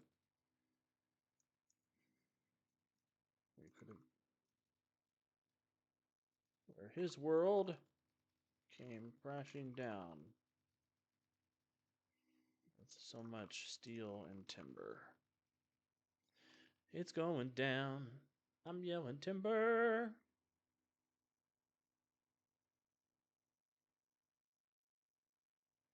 Olive Branch, he must be Greek. Greasy southern used car salesman is a great voice. You can't tell the players there's no way to stop the threat without the baddie's help, but you might be able to show them. This BBEG just sounds exactly like Jake Peralta. All his sentences sound like he's trying his hardest to be a badass movie character. That's true. He's a little dweeby. And he's a little verbose. Not quite as verbose as some of the other characters I've written, but he definitely is going for a little edgy, going for a little. He doesn't talk to a lot of people. And I think he's trying to put on the affectation of being a monologuing supervillain, but he doesn't quite know how.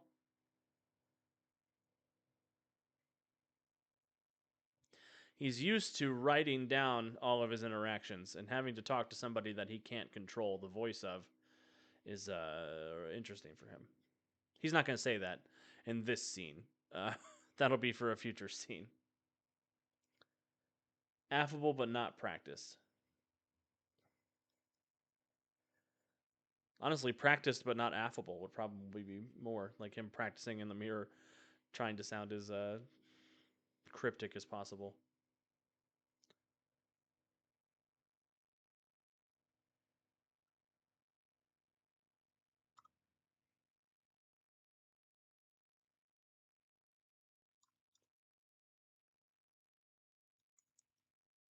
Erebus ends his interaction with the heroes by making an offer.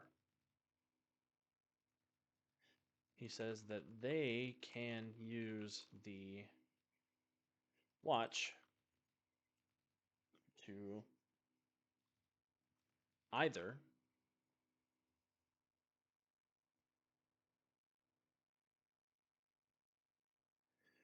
the Aeon Dial, badass. You must have some powerful allies. It is a relic from the Titanomachy, the thing that stabilizes the whole world, if you believe that. Make him refer to index card notes.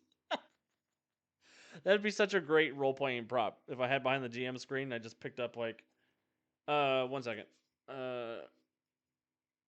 He does strike me as the kind of guy who would write down in advance what he's going to say, because he's. Look, I'm a writer. I don't want to perpetuate any stereotypes, but sometimes I will pre-plan some speaking points. Have him drop one of them, and it's a hint at the next scene. Oh, that would be so good. Yeah, that would be good. I'm gonna make a note. Prop note. Erebus has pre-written index cards. Accidentally drops one, which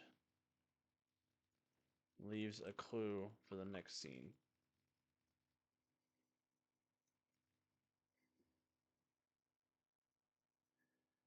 Yeah, that's a good pickup, Desmond. He would practice them in a mirror, and then when delivering, ask how it went over.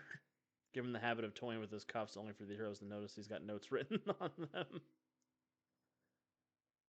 Yeah, quote unquote, accidentally helping them without agreeing to be helped. And I think that's, with this particular villain introducing him, I think it is a good idea that they don't know how much of this is an act. You know, he's clearly putting on some kind of affectation, right?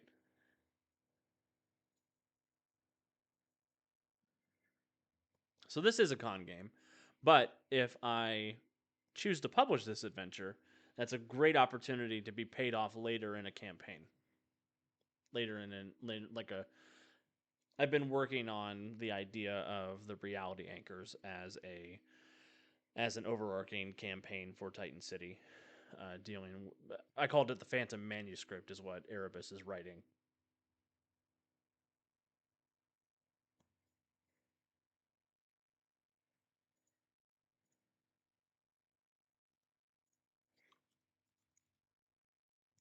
He says that they can use the watch to either undo the crash.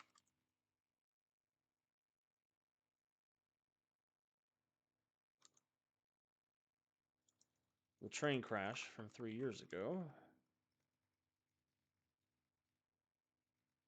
And bring all 24 victims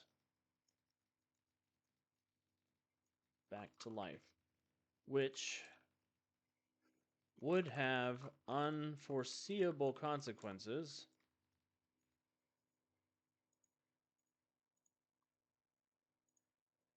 on the timeline. The butterfly effect of 24 previously dead people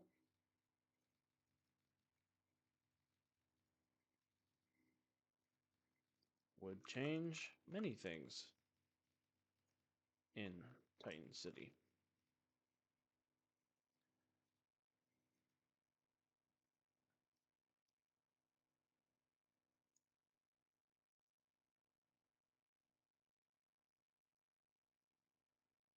I'm going to put this sentence here because I feel like I've left too much space between option 1 and option 2. I guess it's only one sentence. Or they can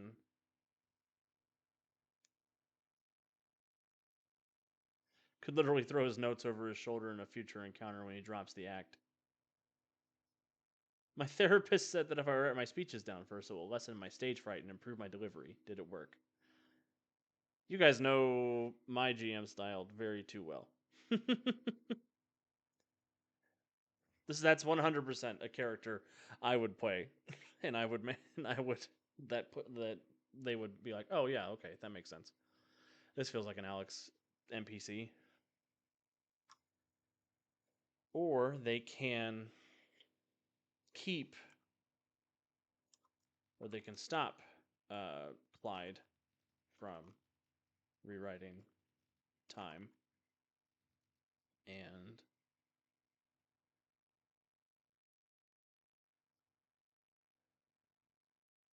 trap him in his cycle of despair.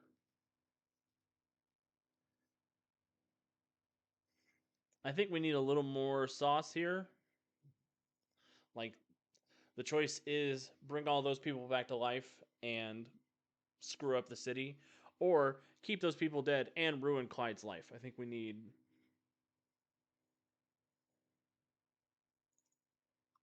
but preserving the safety of Titan City proper.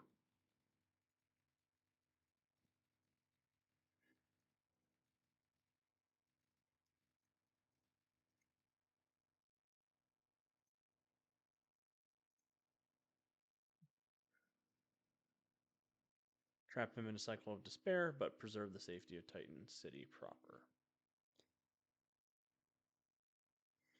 Yeah, I thought I needed maybe one more, like, here's the payoff for stopping Clyde from rewriting time, but that's literally the city is safe. So they can be reckless with the Titan City timeline, or they can ruin one guy's life and keep the city safe.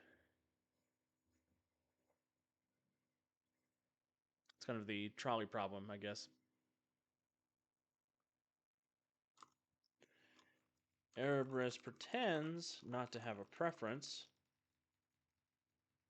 but he is curious to see if the Aeon Dial can actually rewrite time on that level.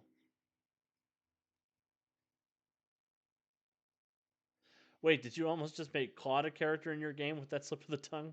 That's what's up. The question is funny, but it could work well. Having a bit of anxiety when convincing people of things I think is important, throwing in genuine questions like, that makes sense, right? Or unless you could think of another way to do it, enter very logical arguments is good characterization, in my opinion.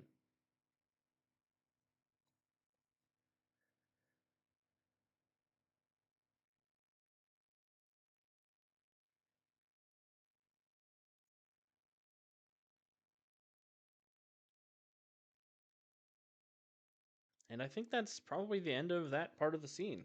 I'll leave that prop note in bold. Um,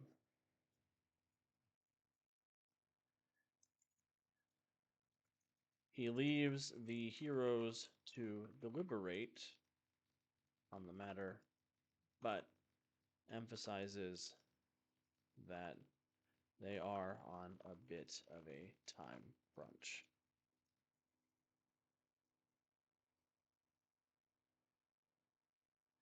What you have here is an opportunity to strive, to do good.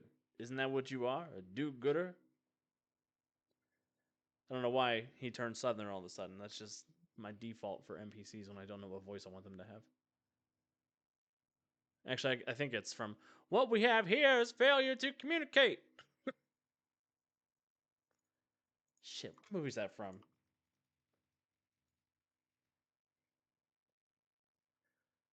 Cool Hand Luke.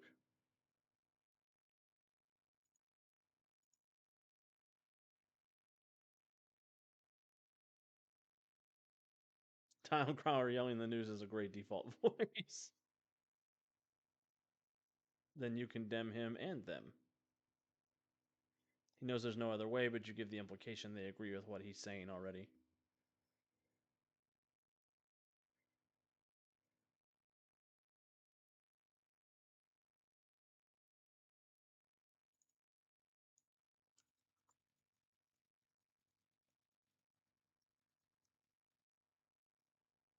But preserving the safety of Titan City proper.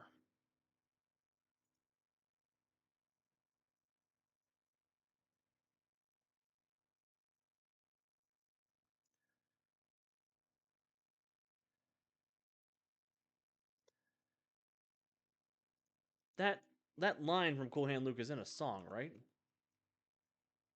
Oh, Civil War by Guns N' Roses. That's right.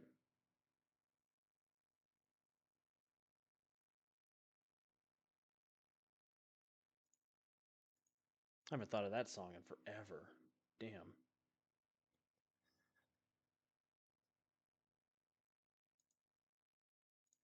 They're in a bit of a time crunch.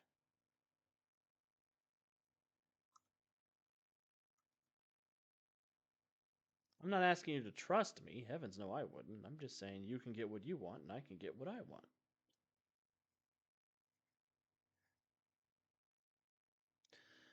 Yeah, I guess they can't make an informed decision about informing Erebus about what the Aeon Dial can do if he doesn't say something like that, Paul.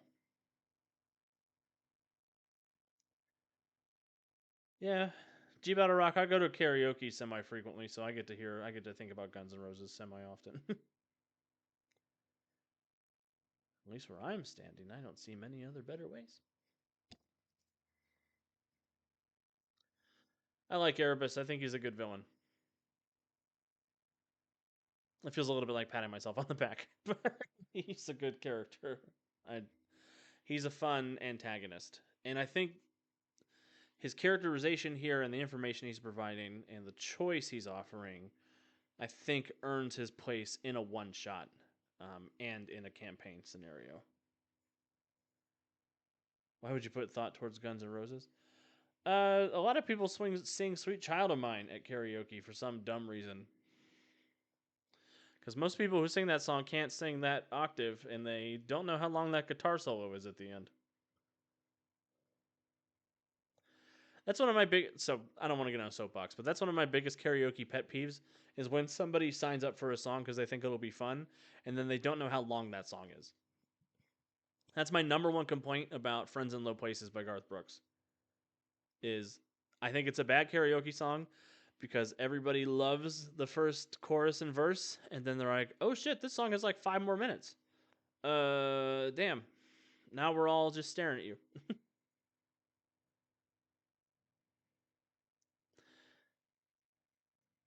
Oh no, Dr. Boyd, your computer crashed. Or did my computer crash? Welcome back. Where do we go now? Where do we go? Where do we go? You have to put a lot of thought into song choice. That's fair, G Battle. It's a lot to think about, especially nowadays where most karaoke venues have an app that's got like thousands of songs in it. It's hard to pick. I have a stable of karaoke songs I tend to rotate through, depending. This weekend, what did I sing this weekend when we were out? I started with One Last Breath by Creed. I've never done that at karaoke before, but I was in the mood. Then I sang Shameless by Garth Brooks, and I ended with Out There from The Hunchback of Notre Dame.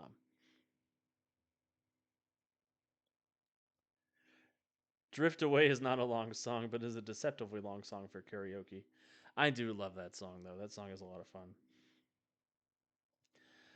I don't do karaoke, but I like to watch. Worst experience was a guy so drunk he couldn't sing the song he selected, and two other performers had to come up and help him through. Yeah. The songs I would choose would not be crowd friendly. That's exciting. Um, I this is embarrassing. I once made the mistake of singing a song from the producers uh, in a bar that nobody knew what the producers was. I sang "Springtime for Hitler" and they threw me out of that bar, which rightfully they should have.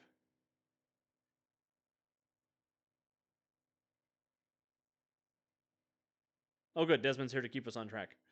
Um, what if the record of deaths in the train car was incomplete and the PCs were told the missing people? They would have wrestled with the weight of informing the family they discovered the truth and could have tried to save them, but they instead chose to reopen the wound. That's pretty good. Where do I put that? That is. I bet you Clyde would have that in his apartment, actually.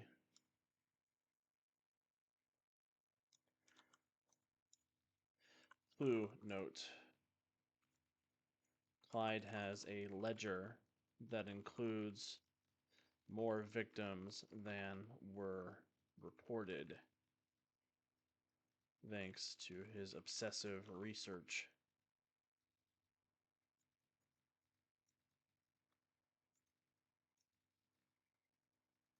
into this accident. The PCs find this and have to decide whether to give closure to the family members of the previously thought missing people, or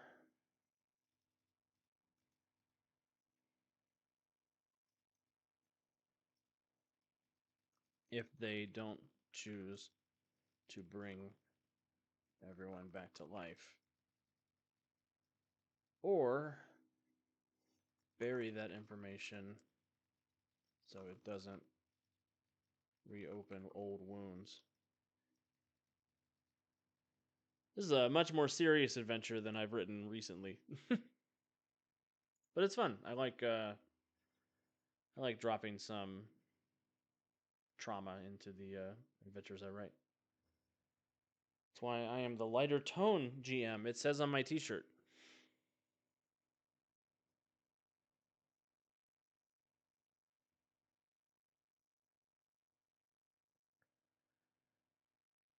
Titan City it can be a dark place. Um, it is. I've been working on the Titan City Gazetteer, and I'll read a little excerpt here for you guys. Um, Winwood Dice has shared the trauma train in the chat. This is the perfect place for the trauma train. It is a train full of trauma.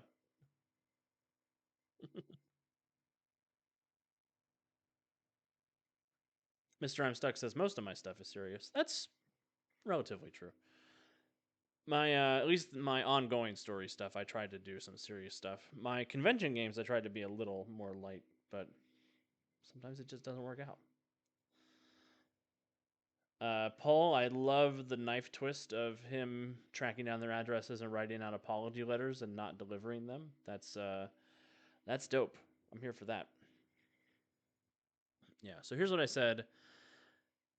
Uh, Don't tell anybody I shared this with you guys. But intro to Titan City. What is Titan City? Titan City is an alternate 1920s and 30s where the existence of magic and monsters was revealed to the public in 1908. In the 20 years since, society has been forced to adapt, and nowhere is that more apparent than in the rise of the Department of Monster Affairs, federal agency tasked with studying, regulating, and policing the supernatural. In that time, Titan City has become the largest supernatural melting pot in the world. Monsters live among Mundies, old power structures are breaking down, and strange new forces are reshaping the world faster than anyone can control. It is a city of ambition, danger, glamour, and uneasy coexistence. Every neighborhood has its own secrets, and powerful figures move in the shadows to shape the lives of thousands. Players take on the roles of monsters, magic users, costume crime fighters, mobsters, DMA agents, Amazons, and more as they grapple with arcane secrets, chase power, build fortunes, or simply try to protect their communities. Titan City is primarily a fantasy noir setting, a subgenre of urban fantasy that blends supernatural elements with the glitz, danger, and moral tension of noir stories and the two-fisted heroism of the pulps. This is a genre where trolls and fedoras shoot Tommy guns at wizard private eyes, vampire mobsters give unwitting victims cement shoes, and businessmen employ mad scientists to create techno sorcery wonders the world has never seen.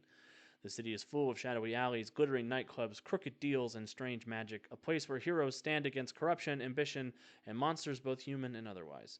In Titan City, every deal comes with strings attached, and the best you can usually hope for is choosing which consequences you can live with. So, we're definitely in that wheelhouse. For genre influences, I said Titan City blends noir mystery, pulp adventure, urban fantasy, superhero fiction, gangster stories, and classic monster tales into a single setting. Gothic and cosmic horror, along with mythic elements, lurk on the outskirts, giving the city a sense that anything might be waiting in the shadows. Like the best superhero worlds, Titan City embraces a wide open approach to storytelling, giving game masters room to tailor campaigns to their group's interests. Smoky detective investigations sit comfortably next to Golden Age superhero shenanigans, social unrest, occult conspiracies, and underworld power plays. One group might target the industrial overreach of Jupiter Enterprises, while another claws its way through the ranks of Titan City's criminal organizations. Whatever form they take, Titan City stories thrive on mystery, danger, and more than a little absurdity. So, having a lot of fun with getting this all together.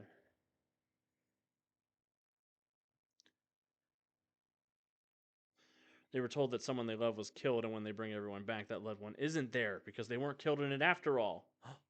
That'd be fun. And of course, informing the family is vital because it solves the unfinished business of the spirits that curse the train yard. Definitely.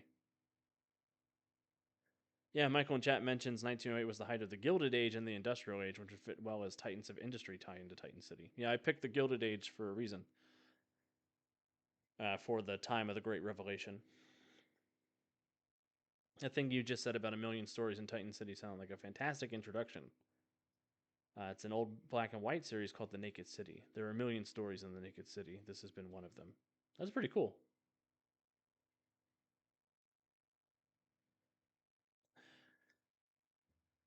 That's how I should sign off my Titan City adventures. There are a million stories in Titan City. This has been one of them. And just end PDF.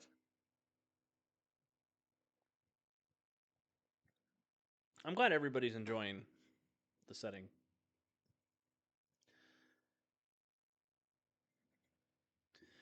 Yeah, I'm actually gonna that idea of somebody thought dead. I'm gonna put that in continuing the adventure. Thought to have died in the accident was not restored to life in the hero's rewound time. Where has this person gone? Are they on the lam?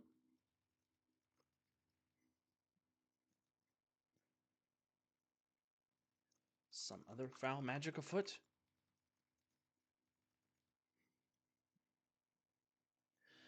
So continuing the adventure is like 2 or 3 bullet points that can be like, here's another story that could come stem from this story.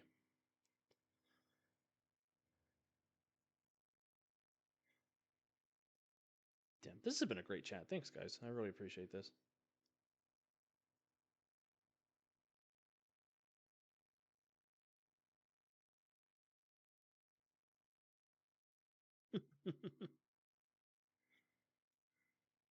Come on, chat, figure it out.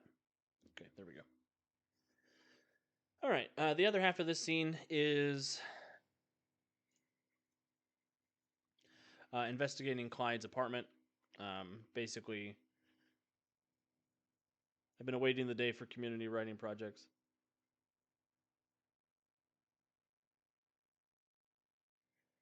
Yeah, they are fun. I love collaborative storytelling and world building.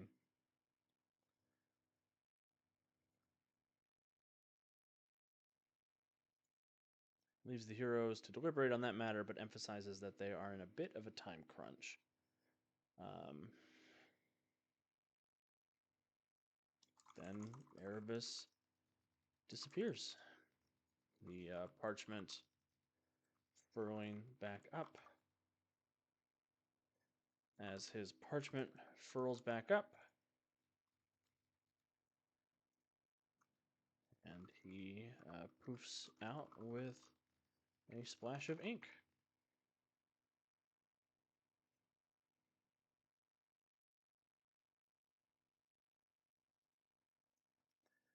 All right, so I just copy pasted this line from the in this exciting issue, so we're going to change this a little bit. Heroes searching Clyde's apartment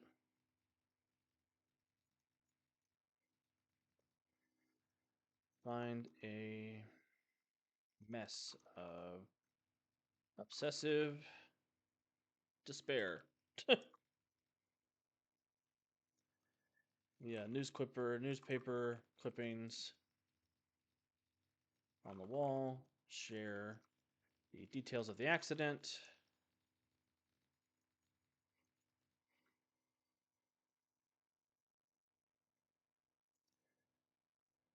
The world building is a lot of fun, G Battle Rock. I love that too.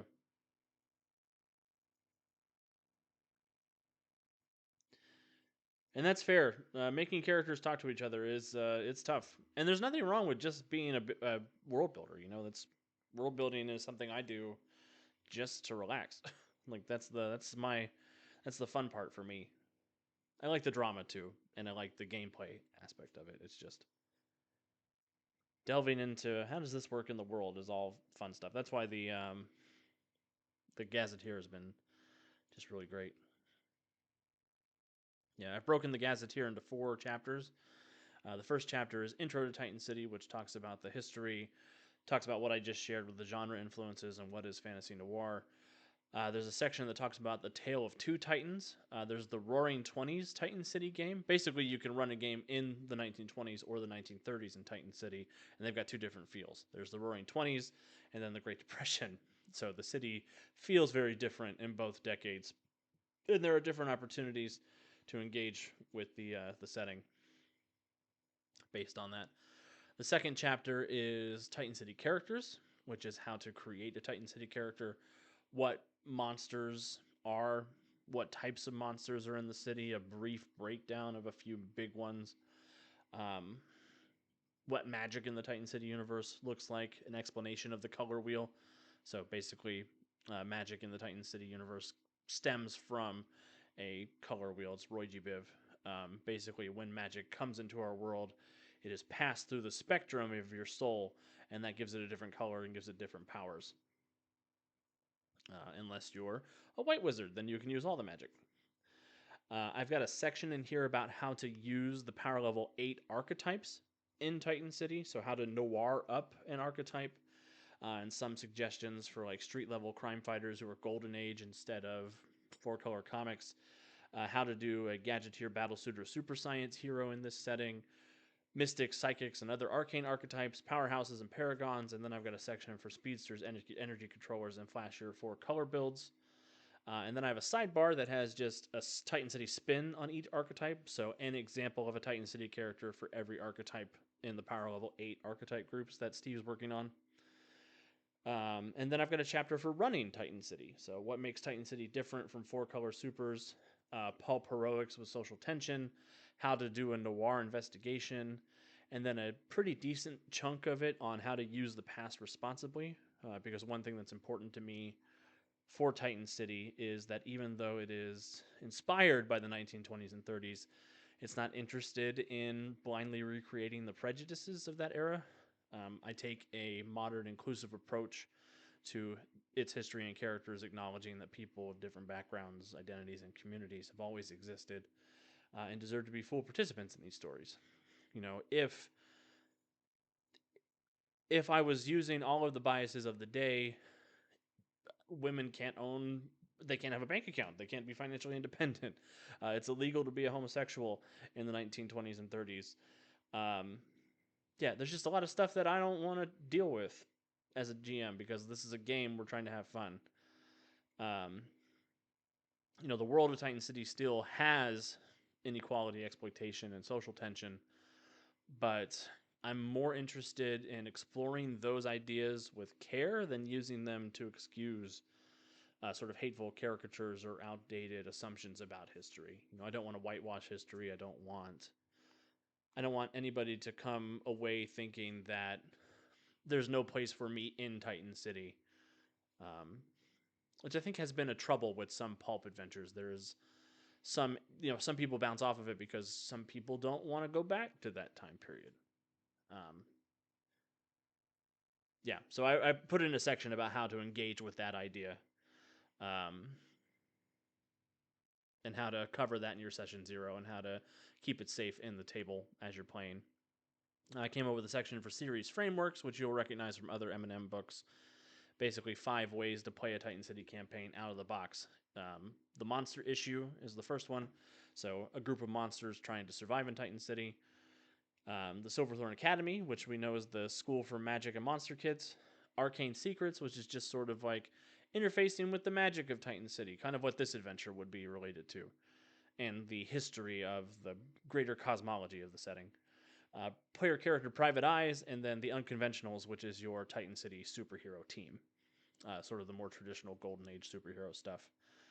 I've got a tour of the city with the factions at play, some breakdown of the organized criminals, and then a brief district breakdown. I've actually grouped all 18 districts into 1, 2, 3, 4, 5, 6 different groupings. I've got old ghosts and deep roots, industry power and ambition, comfort class and aspiration, occult life learning and uneasy change, broken promises and dark corners, and the crossroads of culture and survival. There's a section that is just a breakdown of Club Tartarus and Mr. Powers because that's such a big part of the setting. A few, I think 8 notable NPCs, and then a small section for Beyond Titan City. So, what other places exist in the world that we can tell Titan City stories in, and how are they different from the city itself? I'm having a lot of fun with it, though.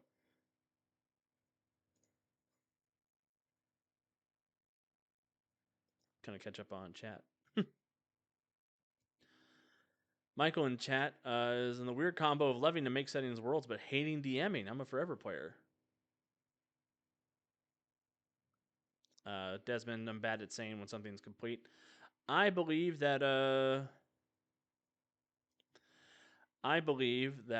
no game project is ever finished. It just escapes containment. Desmond's much better at characterization than world building, but most world building is through the lens of characters, so I just about get by. What does this character believe is easier for me than what is the truth of the universe I have made? That's fair. In G Battle Rock and Win with Dice mention the time problem, the time travel problem. Yeah, it's not great for a lot of people.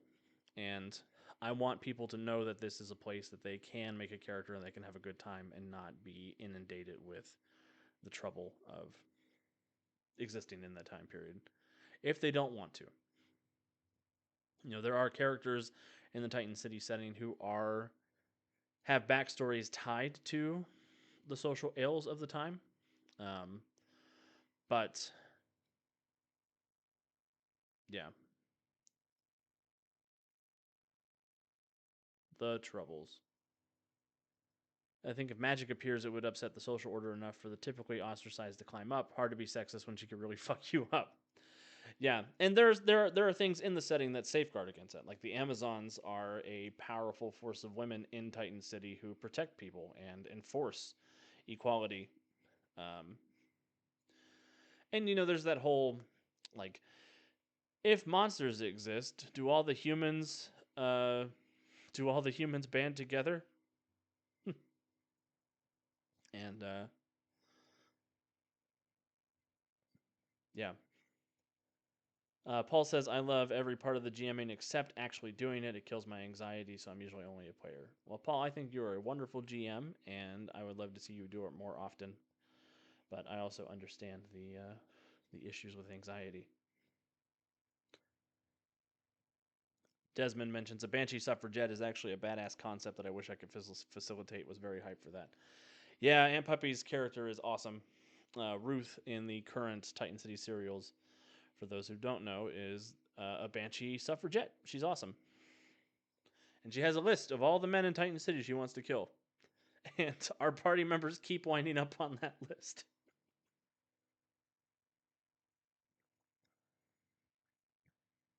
Yeah.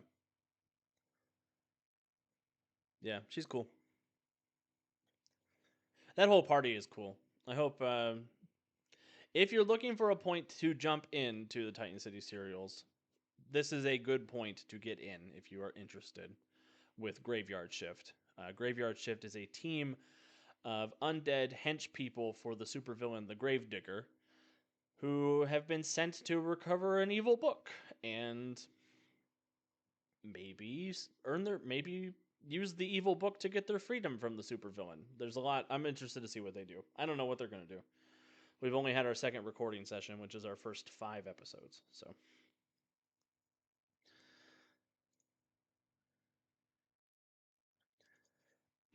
I know I love a good game that has villains as the main characters.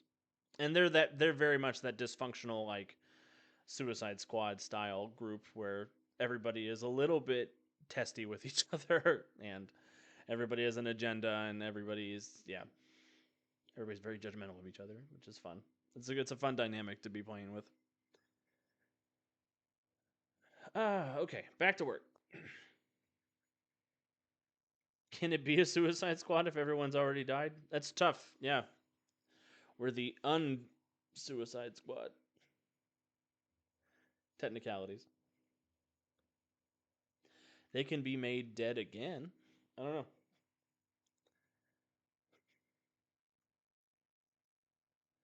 That's Creature Commandos. I love Creature Commandos. It's a lot of fun. I'm running a Creature Commandos game at Origins this year for folks who are going to be at Origins Game Fair.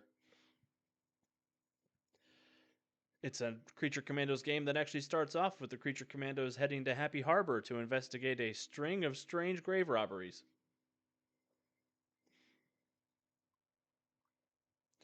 And it only goes up from there.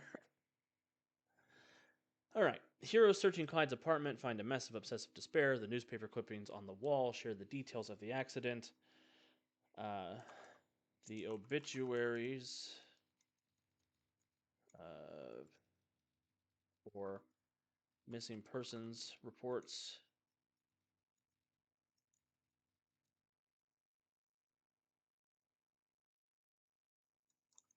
of the people impacted by the accident. The chronicle of Clyde's trial and his subsequent release from prison.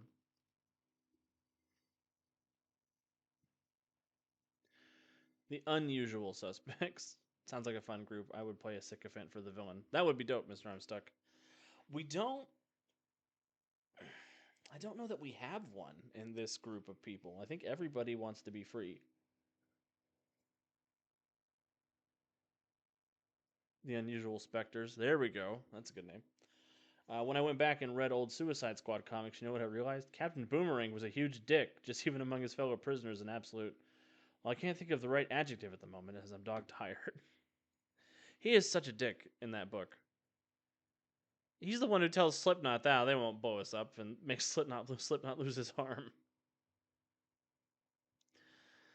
Which, to be clear, Slipknot is a maniac.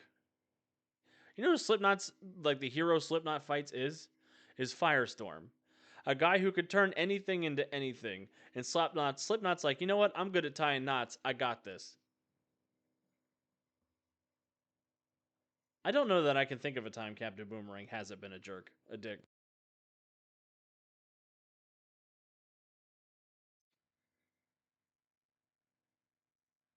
Yeah, talk about a mismatch. Cheap Battle Rock. Firestorm could literally turn Slipknot into like Kool-Aid. Can literally turn him into fucking packing peanuts. And Slipknot's like, I'm gonna tie him up. He's just being Australian.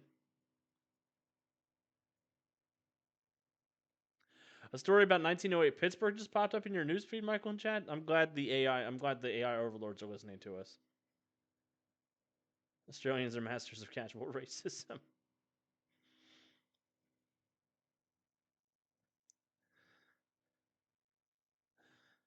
Oh, Slipknot's ropes are made of leather. Okay, I'm sorry. So instead of turning him into something, he could just melt him with the fire of a nuclear reactor instead. You freaking nerds.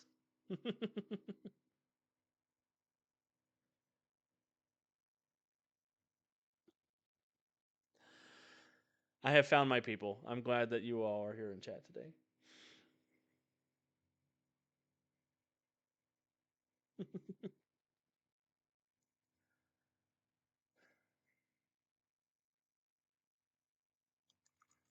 There are also several uh, journals, several books.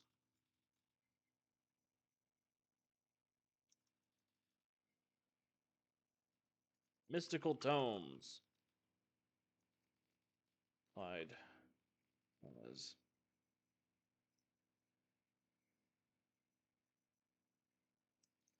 painstakingly studied, talking about the nature of time magic.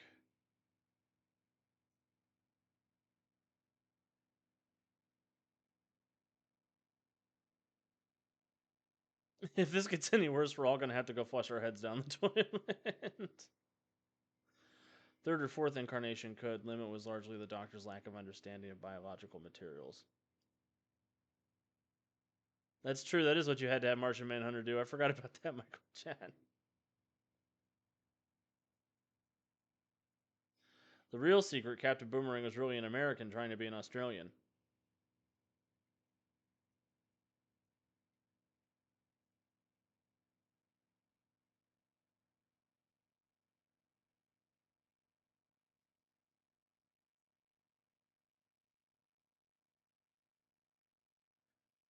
Ooh.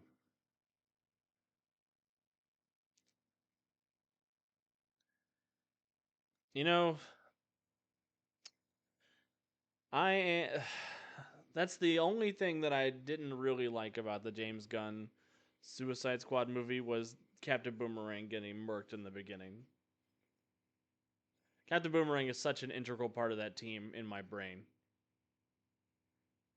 And I know like most of the rest of the team was not on the team. Like most when I think of the archetypical lineup of the Suicide Squad, I think of Deadshot, Harley Quinn, Captain Boomerang, King Shark are like the four main characters that I expect to be there. Um, so not having Boomer, not having Deadshot, it was tough. I love that movie a lot, and I love the characters that they chose. Polka Dot Man was particularly inspired, in my opinion. Yeah, Javelin was a lot of fun in that character too.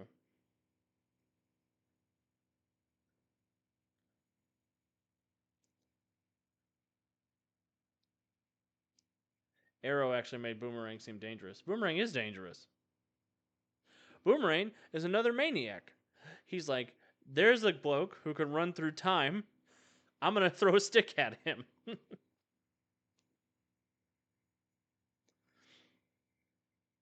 At least Captain Cold has the benefit of Cold being the natural enemy of Fast. I will not explain.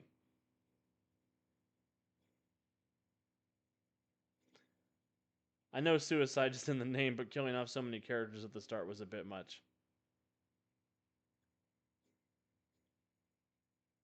I don't know. I kind of liked that. I kind of liked setting the expectation up. Like, oh, nobody's safe. Um, but then they didn't really. I guess they sort of paid it off when Milton and Polka Dot Man got killed. But it was a good. I don't know. It would have been a good cold open, in my opinion, if Boomerang had survived. But it's fine.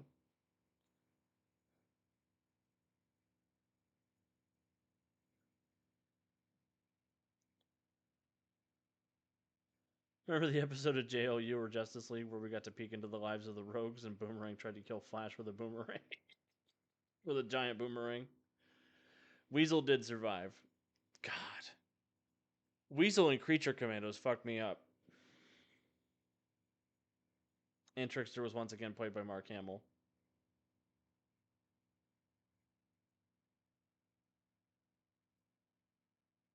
Yeah, Boomer's a member of the Rogues. The Flash's original Rogues Gallery were all based on scientific principles: heat, cold, momentum, meteorology, aerodynamics, sonics, evolution, so that Barry can get his Bill Nye on. I don't think I've ever made that connection before, Paul. That's cool.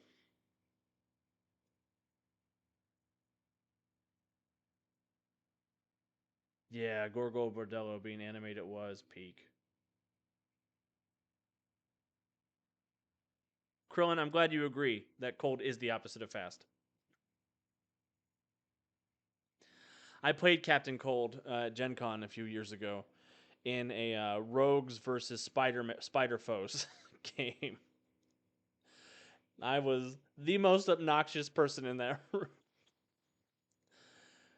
Captain Cold had a newsletter that all of the rogues were required to be subscribed to, but every time I referenced the newsletter, none of them had read it. None of them understood the references I was making, and it was all going on their performance reviews. And I kept dropping scientific principles, like cold is the opposite of fast, pudding is the opposite of hot. I'm trying to remember what pudding was the opposite of. There was a pudding situation. And I teamed up with RC from Max and Mayhem. He was my heat wave. my my favorite line. We were breaking into Star Labs, and I was like, "You guys are about to figure out why your uncle from Vietnam is weird." Flamethrowered them. Pudding is the opposite of my diet.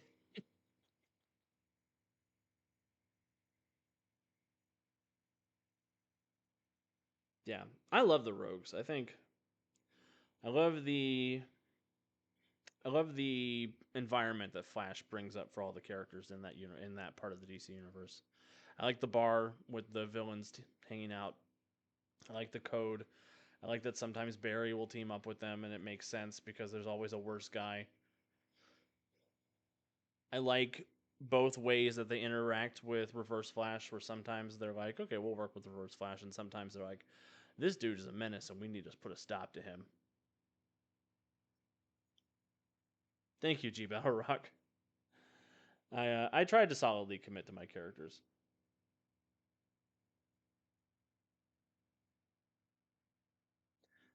There's a wonderful story where a bunch of the rogues have a wake for Barry, get drunk, and go out to do a bunch of theme crimes.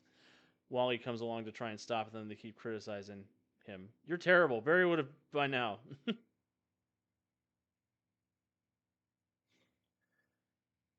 Yeah. And committing to character, I think, is just something that I've learned as a game master that I've translated into my work as a player.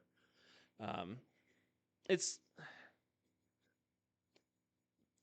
I'm entering into my 24th year as a game master. I started when I was 11, and I've only recently gotten to be a regular player in a game here on USP. Like Ethan, I think, was the first Eminem campaign I'd played in since 2011. Like my first Eminem campaign ever, I played in because I wanted to find a superhero game, and I found some friends online who introduced me to this game, and I had a great, I had a lot of fun with that. But then that group, some people got adult jobs and moved away, and uh, when it came to wanting to get my Mutants and Masterminds fix, I had to run the games. So I started by running games at conventions. I met a couple of people who were local in Columbus, and I started running an ongoing game for them. And then I got into freelance writing for Eminem, and then I found some friends. I found an opportunity to be a game master for an Eminem game on live stream over at Geek Unleashed. And then we started USP during COVID, and that was when I finally started to get to play in long form stories again after like 15 after what's 9 years. I don't even remember when City of Destiny started, but getting to play as Ethan has been a great time, and getting to play as Elvis has been a great time, and I'm sure I'm going to have a great time with Arctic Fox with Chrono Crisis.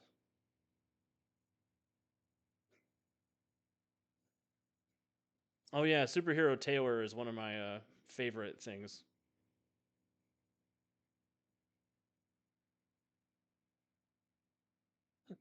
Yes, most of the rogues just want to do crimes and get rich. They don't want to. They don't want to end the world or rule the city. Come on, Barry, that money's insured. Go stop Reverse Flash from killing your mom in the past or whatever. Just leave me be.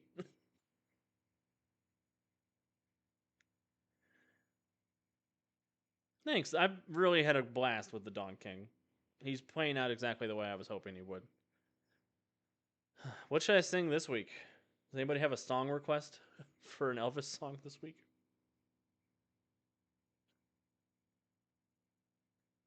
Talking about the nature of time magic.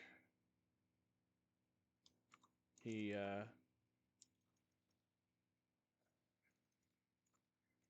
I'm gonna put so this is generally what I'll do when I'm designing stuff that has roles in it. I'll write out what I want, what information I want to convey, and then I'll go back and put the DCs in. Um, Although I'll give you a little cheat code. I usually make the DC 10 plus power level for things that I want to be easy, because that means they have generally most people have at least their power level in a bonus for the things they're really good at. So they usually have over a 50% chance of succeeding if I make the DC 10 plus power level. Things that are harder, I'll naturally add more degrees on. But the book recommends multiples of 5. Like it says, 5 is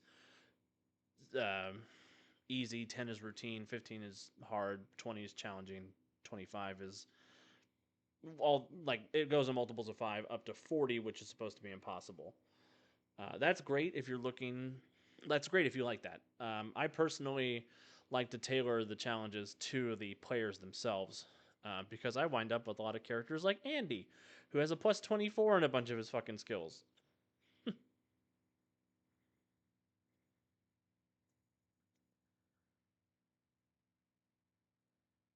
Thank you, Curlin. I really appreciate that. Oh, Desmond the Carpenter sounds dope. I love that. And Dr. Fixit sounds cool. Are there any formal rules for faction play in M&M? I forgot if I asked you. It's for my Renegades microbrew setting. Uh, there are no official faction rules, but there are challenge, like long form challenge sequences that you can use with that. Oh no, I swore. My bad.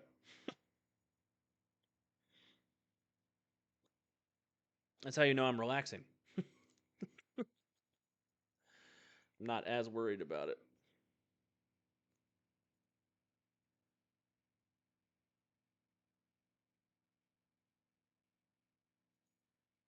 My office hours thumbnail already had art on it. Whoops.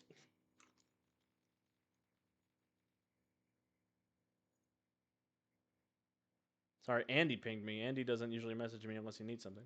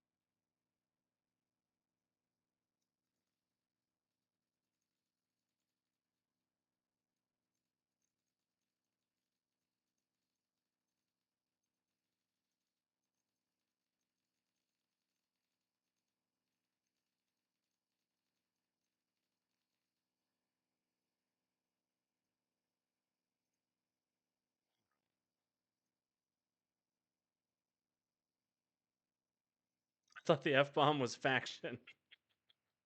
Thank you, G Battle Rock. I will keep it PG-13. At least until I do the USP Deadpool and Wolverine special, and then we can go from 1 in a night to like 167. It'll be fine.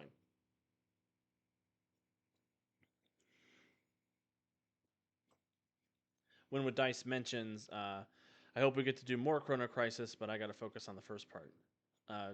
Calvin, I will say again, I'm in charge. We will do as much Chrono Crisis as I want.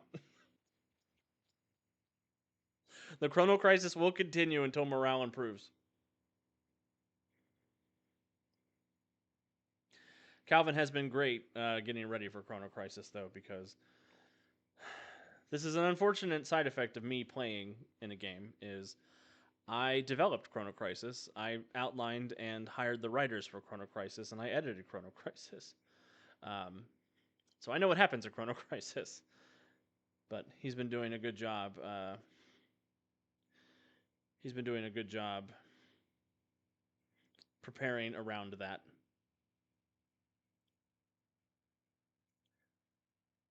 I'm sorry, your friend with Dr. Fixit's no longer with us, Paul. PG-13, no need. I'm terrible and not very young. Hell yeah. I will raise a glass to the malcontents.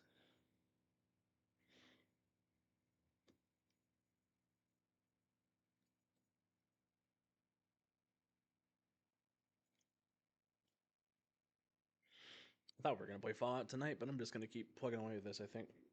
We got 25 minutes. Let's see if I can actually finish this scene in 25 minutes.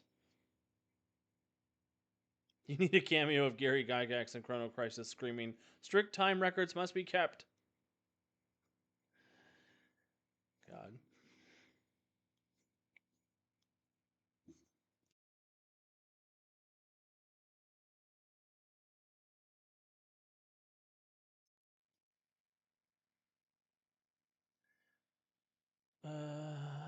Talking about the nature of time magic.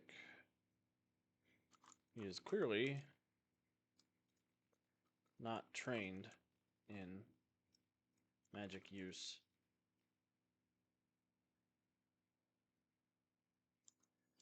As his rambling notes in the margins show.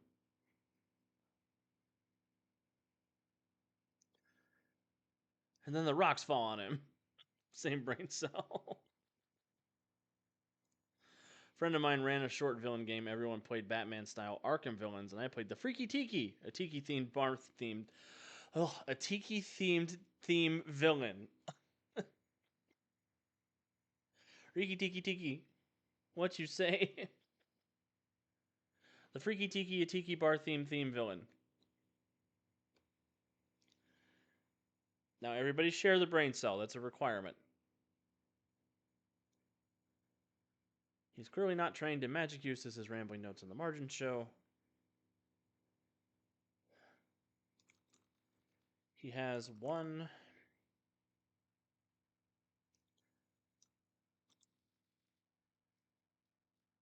There's no furniture in the house, Alex. Where would it be hidden? The orange cat is strong in this one. Now, Krillin, don't hoard the cell. We all need to share it. I guess you can have it an open floorboard.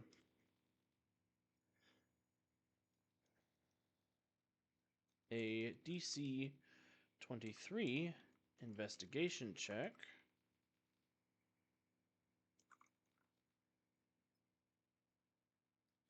Did he offer Mai Tais? Yeah, under a floorboard or behind a fake light switch that doesn't work. I'm gonna go with. Oh, you know, a fake light switch would be fun because that ties into the Erebus darkness thing. Reveals a hidden compartment behind a fake light switch in the apartment. Inside is rolled up scroll depicting the Aeon dial.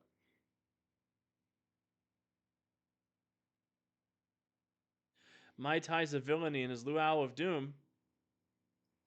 My ties of villainy and his luau of doom. There's a song in there.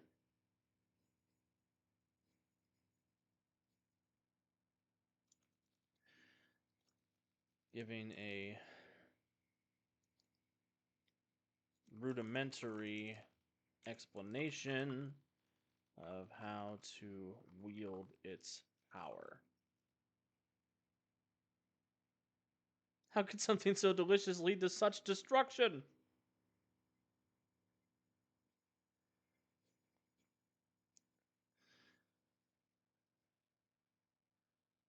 I just keep thinking tiki tiki tiki to the to the tune of Biggie Biggie Biggie. Can't you see? Sometimes your words just hypnotize me. But that's just my brain doing my brain.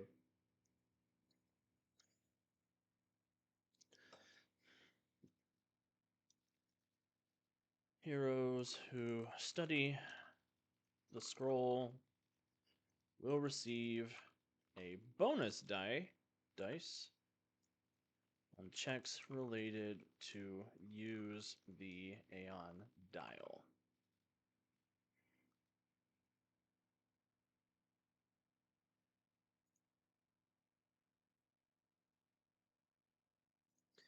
What time rank should it require to do the to study the scroll? When I visited San Francisco, I made sure to have a Mai Tai at the Lipo bar, just like Quint from Jaws. That's awesome, Paul. And Doc Void, have a lovely evening. Thank you for hanging out with us tonight. I've got to open the 4E book because I don't remember what the ranks have changed to. That's the burden of knowledge.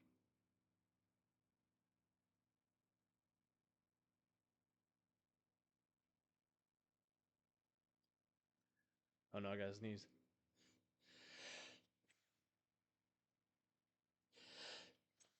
Oh, sorry. Oh, my brain.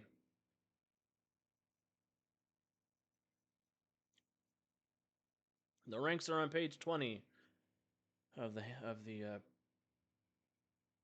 this fucking thing, the rulebook, the Word document of the rulebook.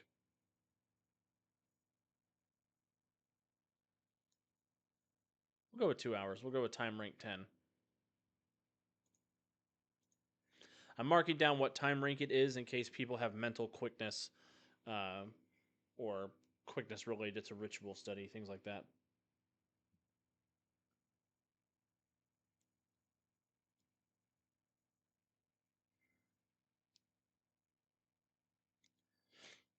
I just want to say thank you to everybody for being in our community. I appreciate you guys. And I appreciate you all being here to hang out for office hours. I know it's just me chatting and doing stuff, but the fact that you guys are happy to hang out here with me makes me happy. For 2 hours, time rank 10 will receive a bonus dice on checks related to using the Aeon dial. Looks outside into the pitch black of 3 a.m. England. Yeah, sure.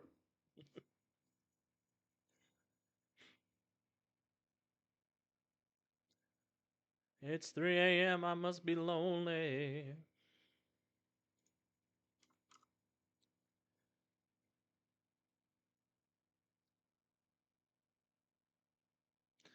Honestly, it's amazing to have the ability to shoot the breeze with a favorite creator. It's one of the best things about living in the future. I appreciate that, Paul.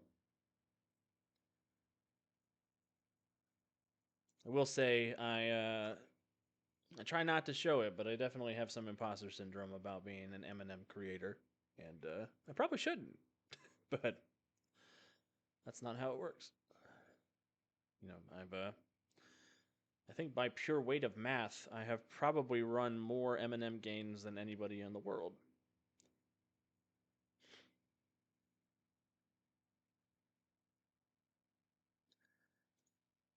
Steve's even said that. He says I'm the most prolific Eminem game master that he knows about.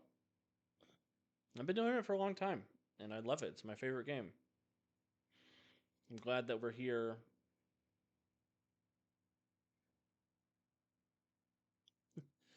You're official, so I feel bad for your imposter syndrome.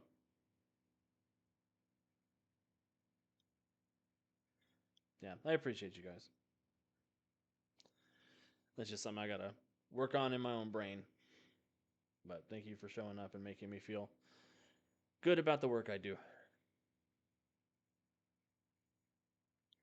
The Eminem Kickstarter was a really rejuvenating experience. I'm really glad that that went well, and I'm really glad that the dust jackets for Valiant are finally being voted on, and the PDF will be done hopefully this week. Knock on wood. Now that Hal's back from Adepticon, I just got to catch my imposter syndrome monologuing and punching in the face. I'm filling in the punching in the face.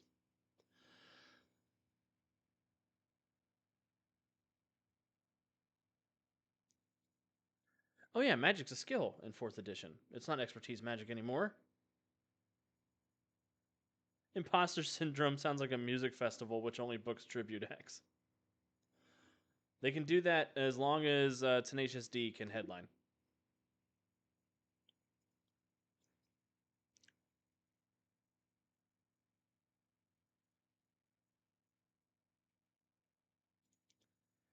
A DC 13 magic check.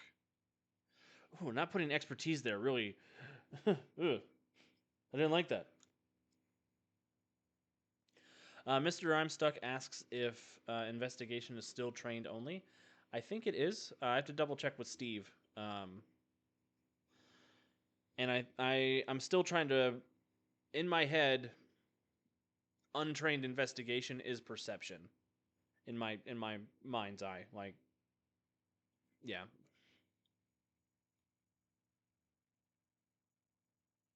Investigation is certainly trained in this adventure. +1 hero point for Paul. You could always have the King sing one of their songs. Man. A long ass fucking time ago in a town called Kickapoo, there lived a humble family, religious through and through. Yeah, there was a black sheep and he knew just what to do. His name was young JP and he refused to step in line. A vision he did see it fucking rocking all the time. He wrote a tasty jam and all the planets did align. Oh, the dragon's eyes were blazing as I stepped into his cave. I sliced his fucking cockles with his long and shiny blade. 'Twas I who fucked the dragon, fucking like say fuckaloo. And if you try to fuck with me, then I shall fuck you too. God, imagine. Ugh.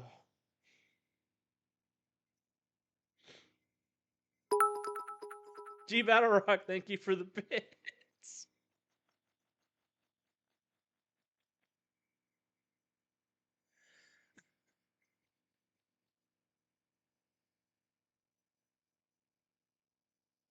The beep of the it's just the beep of the sensors freaking out. Oh.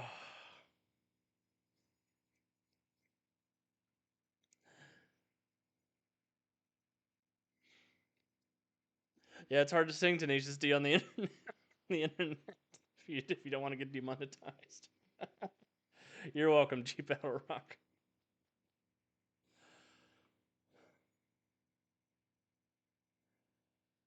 Uh,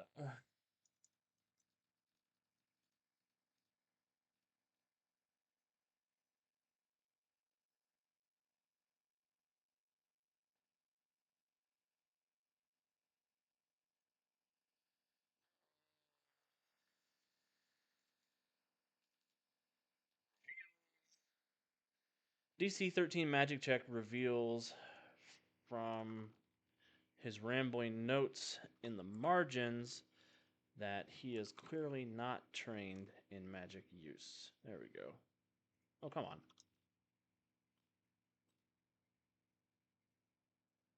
This sounds like a paranoia setup. I'm excited for this. I want to know more about this con volunteers character sheet idea, Michael in chat.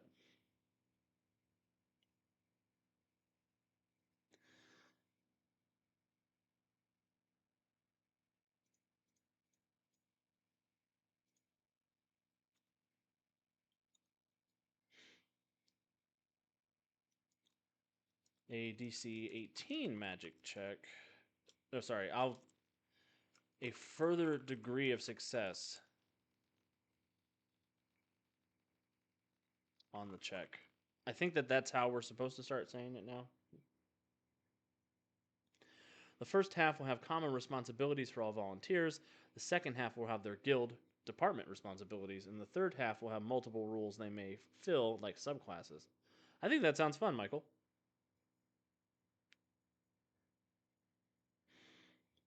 Anything that makes volunteering more fun is a good thing for me.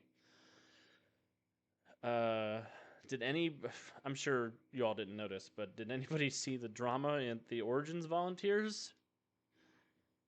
So in the past, Origins for volunteers, if you volunteer enough hours, you basically get to come to the convention for free, and you can get a quarter of a hotel room that you have to share with other volunteers. That's been that way for as long as I can remember. This year, 3 months before the convention comes out, they have informed the volunteers that they have to pay for everything, and they will be reimbursed. And instead of being volunteers, they are going to become 1099 contracted employees, and it's a shit show. I don't know what's gonna happen. I'm really hoping that game masters don't fall underneath that. Um, I don't think they do, but I need to reach out to my Origins handler and say, hey, just check it in. Are we gonna get our GM badge codes soon? I know everything's on fire, but I have 20 plus game masters coming to Origins, and they need to get their badges so they can sign up for events. Yeah, how many GMs do we have this year? It's a lot. It's a lot of GMs. Yeah, you are supposed to want to help out. That would be that's my understanding. And without the volunteers, the convention doesn't happen. The volunteers pass out badges, they deal with customer service problems, they make sure people are safe. Like this is this is a cataclysmically dumb thing to do 3 months before the convention starts instead of, if you're going to make this change, announce it at the last Origins, like at the end of the last Origins. Have a meeting with everybody on site to be like, hey, you're our volunteers. We love you. This is what's changing. This is why. Don't find out on the internet 3 months before and assume that everybody has enough money to book the hotels and buy their badges and stuff. I say this every year. Origins is my favorite convention in spite of the people who run it. Yeah, they do security, ops, guest services. They do so much. And I don't have all the details of what's happened, but I've seen a few things in the Origins Facebook groups, and I'm like, this convention could be as big as Gen Con if people would get out of your way. And like, I don't know. It's it's a very personal convention for me. It's the first convention I ever went to. It's the one my dad took me to when we were growing up. It's the first convention I ran games at for con games. It's where I met Steve. It's where I got my job writing for Eminem. And it's our big USP convention because a lot of us are in the Ohio-ish area, sort of the Midwest, and a little bit down to Appalachia. And it's where we can all meet up and we can all put on a show for everybody. Our mega event is there. We have 90 plus games running this year. Michael's trying to think of what legal, financial, logical reason why they would do that. I can't think of a good reason at all. I can't. I don't know. I don't know why they would do that. Yeah, I'm in Columbus. Like I live in the same city as this convention. I know a bunch of people that volunteered at Decon, and I know people that have do it for MomoCon and Connuga. Taxes. Yeah, it's got to be some dumb reason. Some reason that is just self-sabotaging.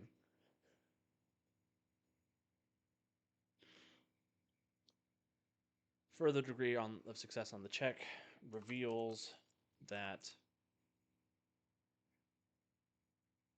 or liability. It could also be liability, I guess. Just, I was feeling really good because we have a new event coordinator this year for Origins, and she's been great to work with. I've really enjoyed my conversations with her. She's resolved issues for me very quickly. Um, she's been relatively accurate, and I know I ask a lot of weird questions and I need a lot of strange things. This is our first year also doing seminars. Aunt Puppy and I are going to be doing 2 seminars at Origins. One, they're both the same topic. It's GMing for people afraid of GMing. And she, as a new game master, is going to ask questions. I'm going to provide answers as a experienced, grizzled old game master.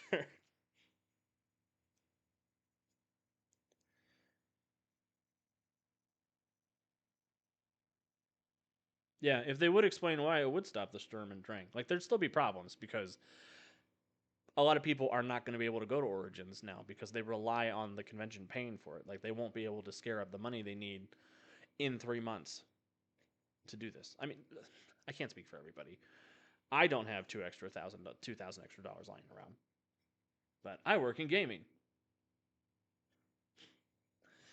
And I don't know if you've heard this before, but the only way to make a small fortune in gaming is to start with a large one.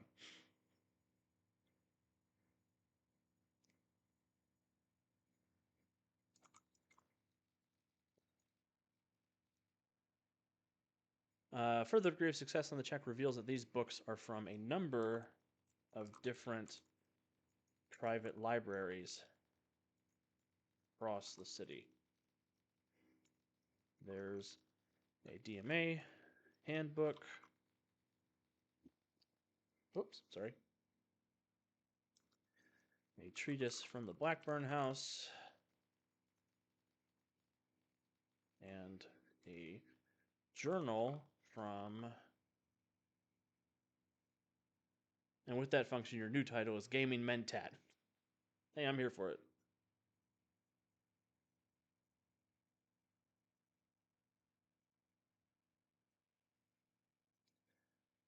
The best way to make $1,000 in RPGs: spend 2,000. I can't say too much. I play Warhammer. Speaking of, for my birthday, my brother got me a combat patrol for the Drukhari. I'm really excited about. And my 3 best friends banded together, and they got me the first 5 books in Dungeon Crawler Carl in hardback. So I'll have something. Maybe you guys will know. Okay. Oh, I'm not even allowed to talk about it. Never mind.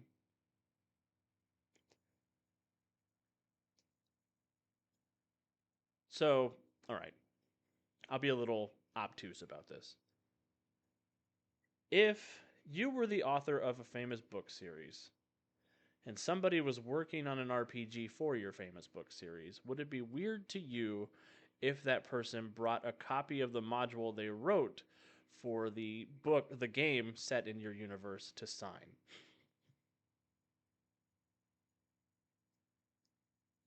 G Battle Rocket is one of my absolutely favorite things. I love that series so much.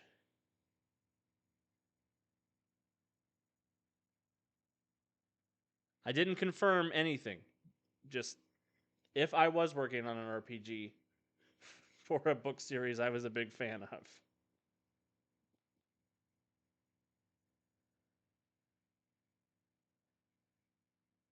And if that author said that a certain quest written by a certain person was one of their favorites of the material that had been submitted by all the writers.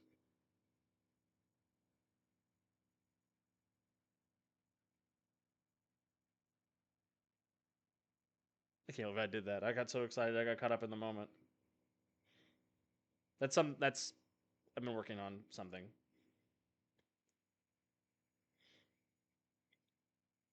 I think it would be cool. I just yeah. I'm in my brain. I'm doing the mental gymnastics of people bring fan art for people to sign, and that's kind of the same thing, right?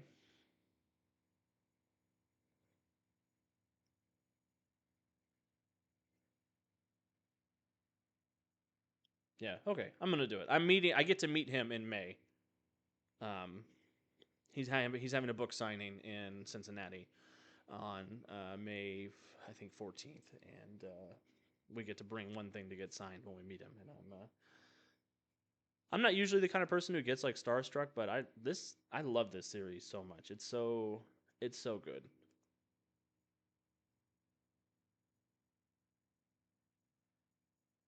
Oh, that's true. If I take a page instead of the whole thing,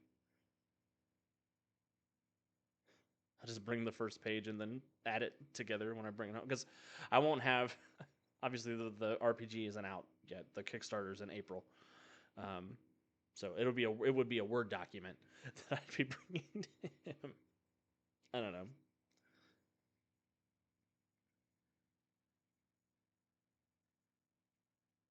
I've done some of my best writing, I think, for this project, though. To be frank,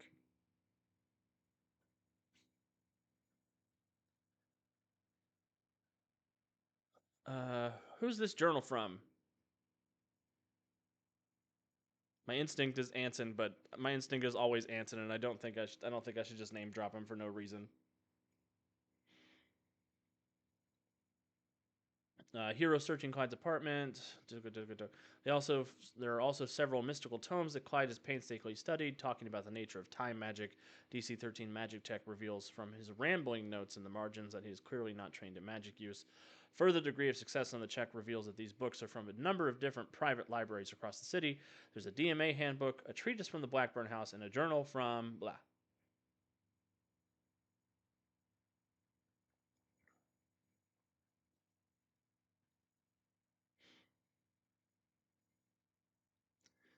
That's a good idea, G Battle Rock. Just have it with me and feel the situation out. Just be like, well, because I have a book for him. I've got 5 books now I could bring too. So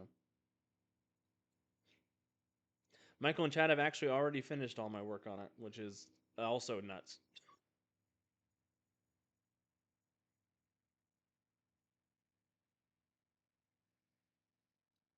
Oh yeah, pipe smoker. Hey Deuce, how's it going?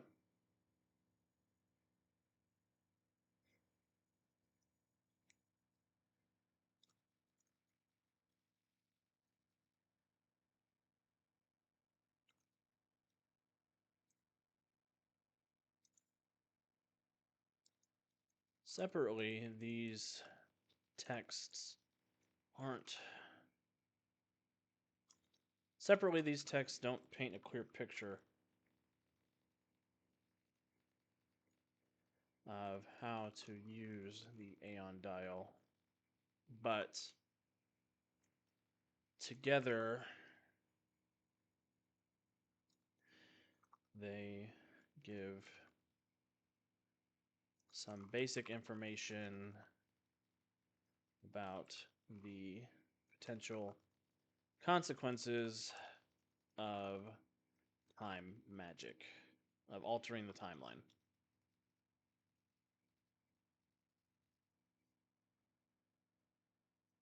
Somebody else who might have interest in time magic is probably Marcus Moon. Yeah, good to see you too, Deuce. I hope you're having a good night. We're just working on a Titan City adventure for Matt and Akon in a couple weeks. We have successfully built one scene in 3 hours, but we've been chatting.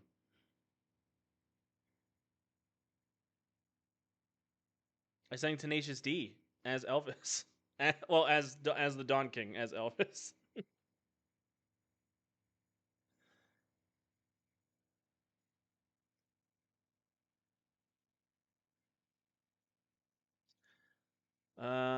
So yeah, we need one more. Here's where we get the last little stab. Clyde has a ledger that includes more victims than were reported thanks to his obsessive research into this accident.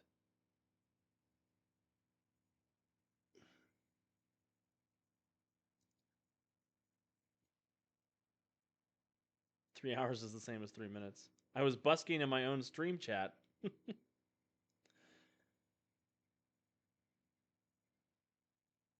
Look, I talked to Kate the Great about this. You are allowed to sing on Twitch as long as you don't play any backing tracks. So, I'll sing whatever you guys want.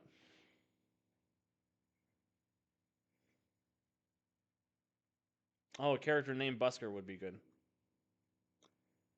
Yeah, I just want to finish this scene and then we'll be done.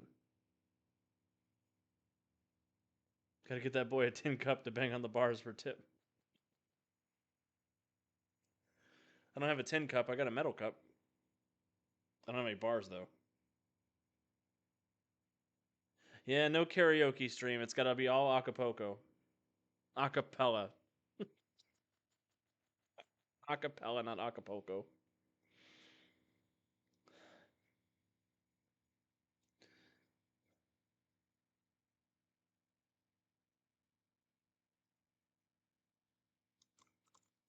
He has been working to track down addresses and write apologies for everyone his mistake impacted.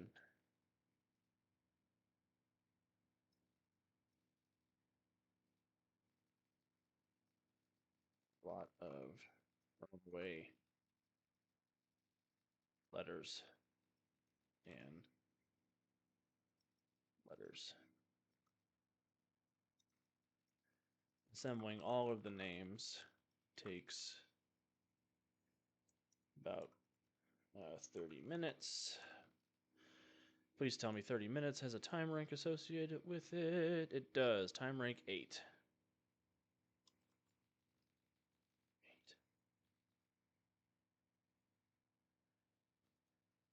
8. And leaves the heroes with a moral conundrum.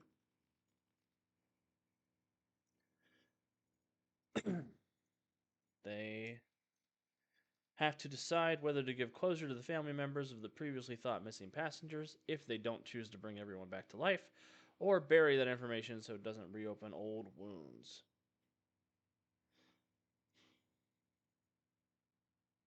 Oh, separate audio channels makes the music not register on the VOD. Yeah, they do that on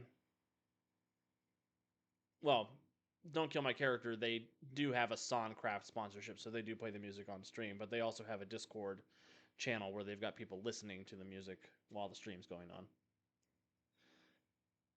Yeah, not that there's anything wrong with Acapulco. I'm glad I can be amusing, Michael. I appreciate that. I'm here for you. Look, I brained all day today. I done brained.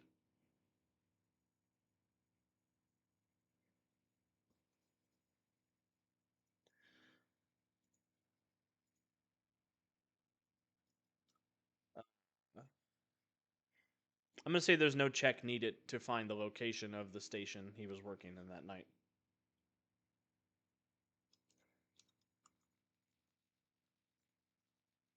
And I think this is a good bit of advice for folks who are designing scenes. If you have a clue that will take the heroes to the next plot point, don't hide it behind a check. In this instance, Clyde is so obsessed with the accident and where it happened, it should be obvious to anybody in this room. He's got maps circled, or he's got just lots of overhead photographs of this particular train station.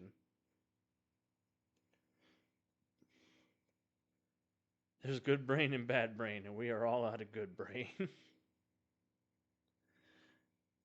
Oh yeah, Michael in chat is working on with a con this year. I'm hoping I can at least some of us can make it out there for that.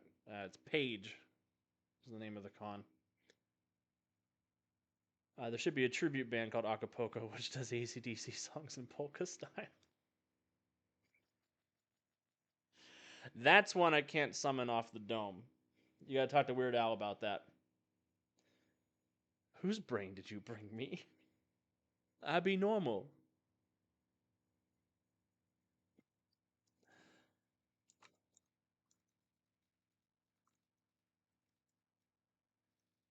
Hides. Location.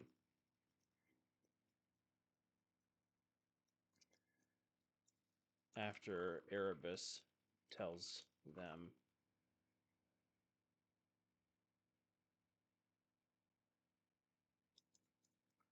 Clyde is where this all began.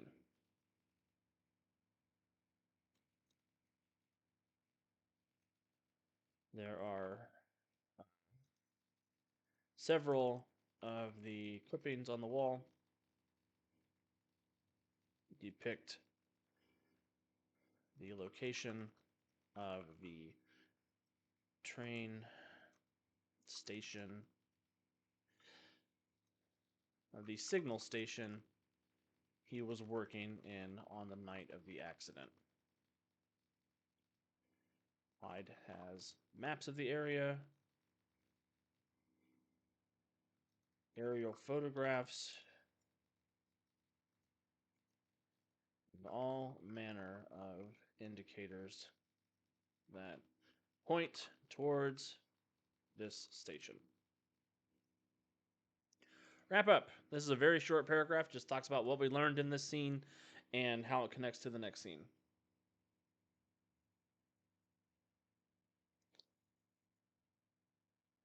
Mr. Game Master, what if all our characters are int -5 and had for gore? Guess that's why it's pre-made characters. That's why we use pre-made characters. And if you're not using my pre-made characters, you're on your own. Those are your party. That's your party members. We learned Clyde likes trains. Clyde did like trains, and then he did not like trains. Around mid-January is when you'll have the 4 e-books, right? Would be a good day to debut them. Hey, you don't need to argue with me. Tell them to bring me in as a guest. I am open to the invitation. My DMs are open. I will bring as many M&M books and games as you want. I can only run so many, but I can bring M&M Game Masters if you want. And I will run as many as you'd like. Wrap up. The heroes have now made contact with the primary antagonist of this piece.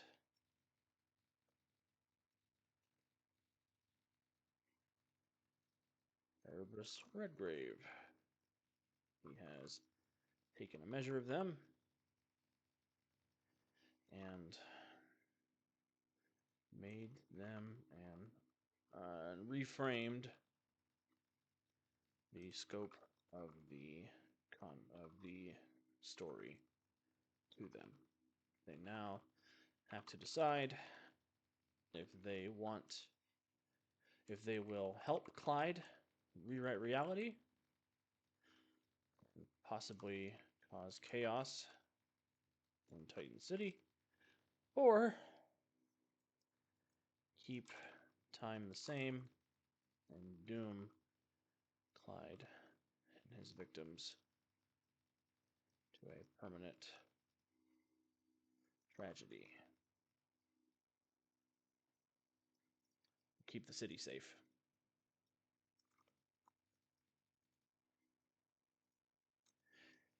They have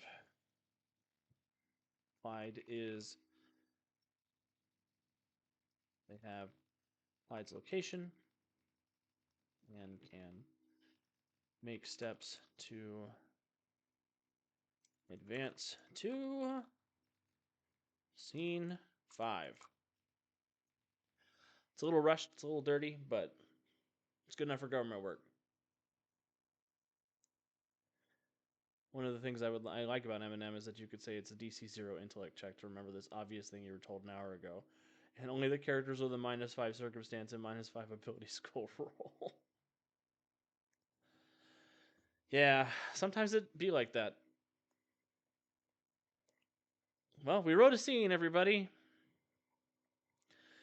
We have introduction to the scene. We've got some nice read aloud text. We have our dialogue with Erebus Redgrave and the heroes, our role playing as Erebus section here. Some questions, some answers. Once Erebus leaves, we do have the investigative portion of checking out Clyde's apartment, and then we move on to the next scene. If I do that 5 more times, we'll have an adventure. That is one of the harder scenes to write. Like, the combat scenes are easier to write for me, at least. And maybe next week we can dive into a combat scene. I have a lot of work to do. I do have to. I've got to get the characters converted to 4th edition as well, but I do want to make sure that this adventure is very solid. Because the people at this con, I love this con, and I think this could be a good adventure to add.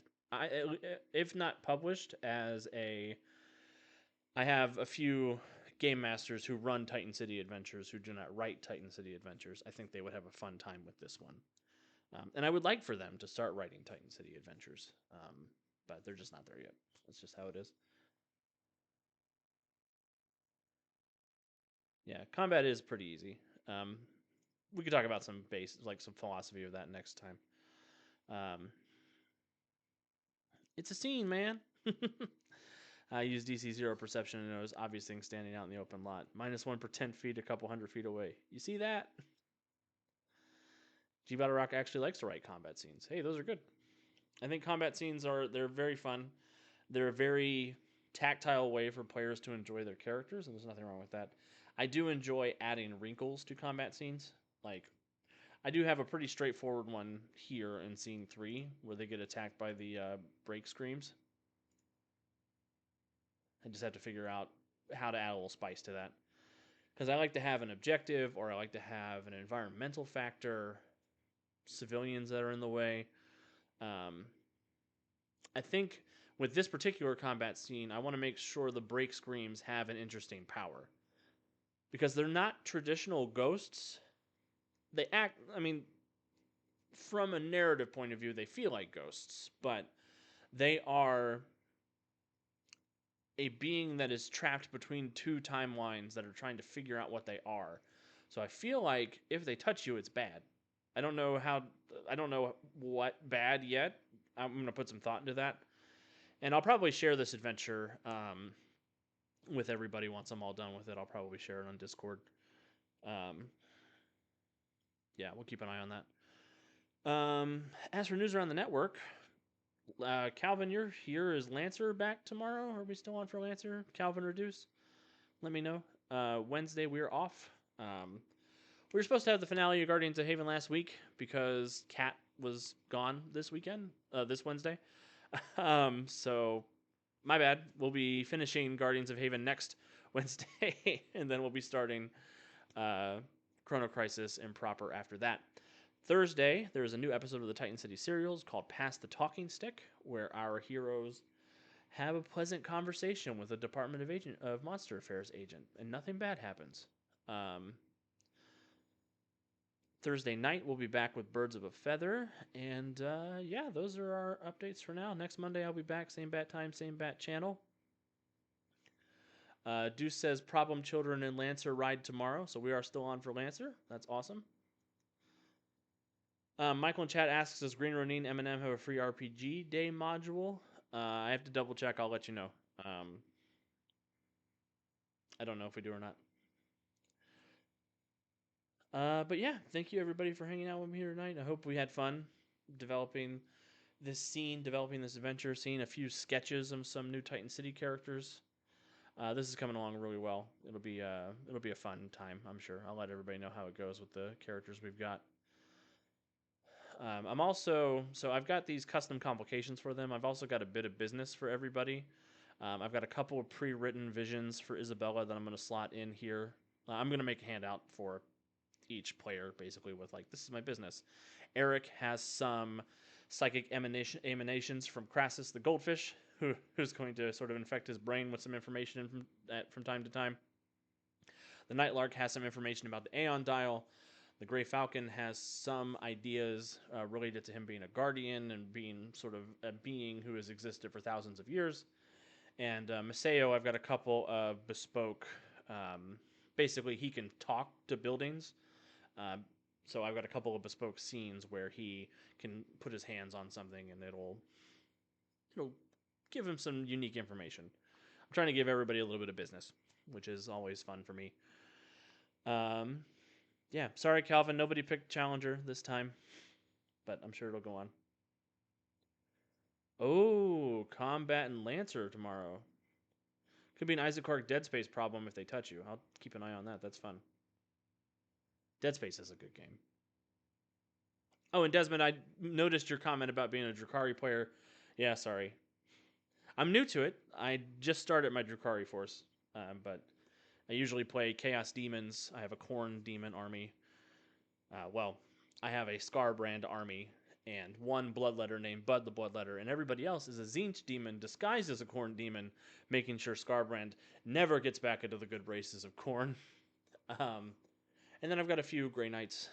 Haven't decided if I'm keeping them yet or not because they just look so small compared to regular Space Marines, and we need a range refresh for the Grey Knights. Yeah,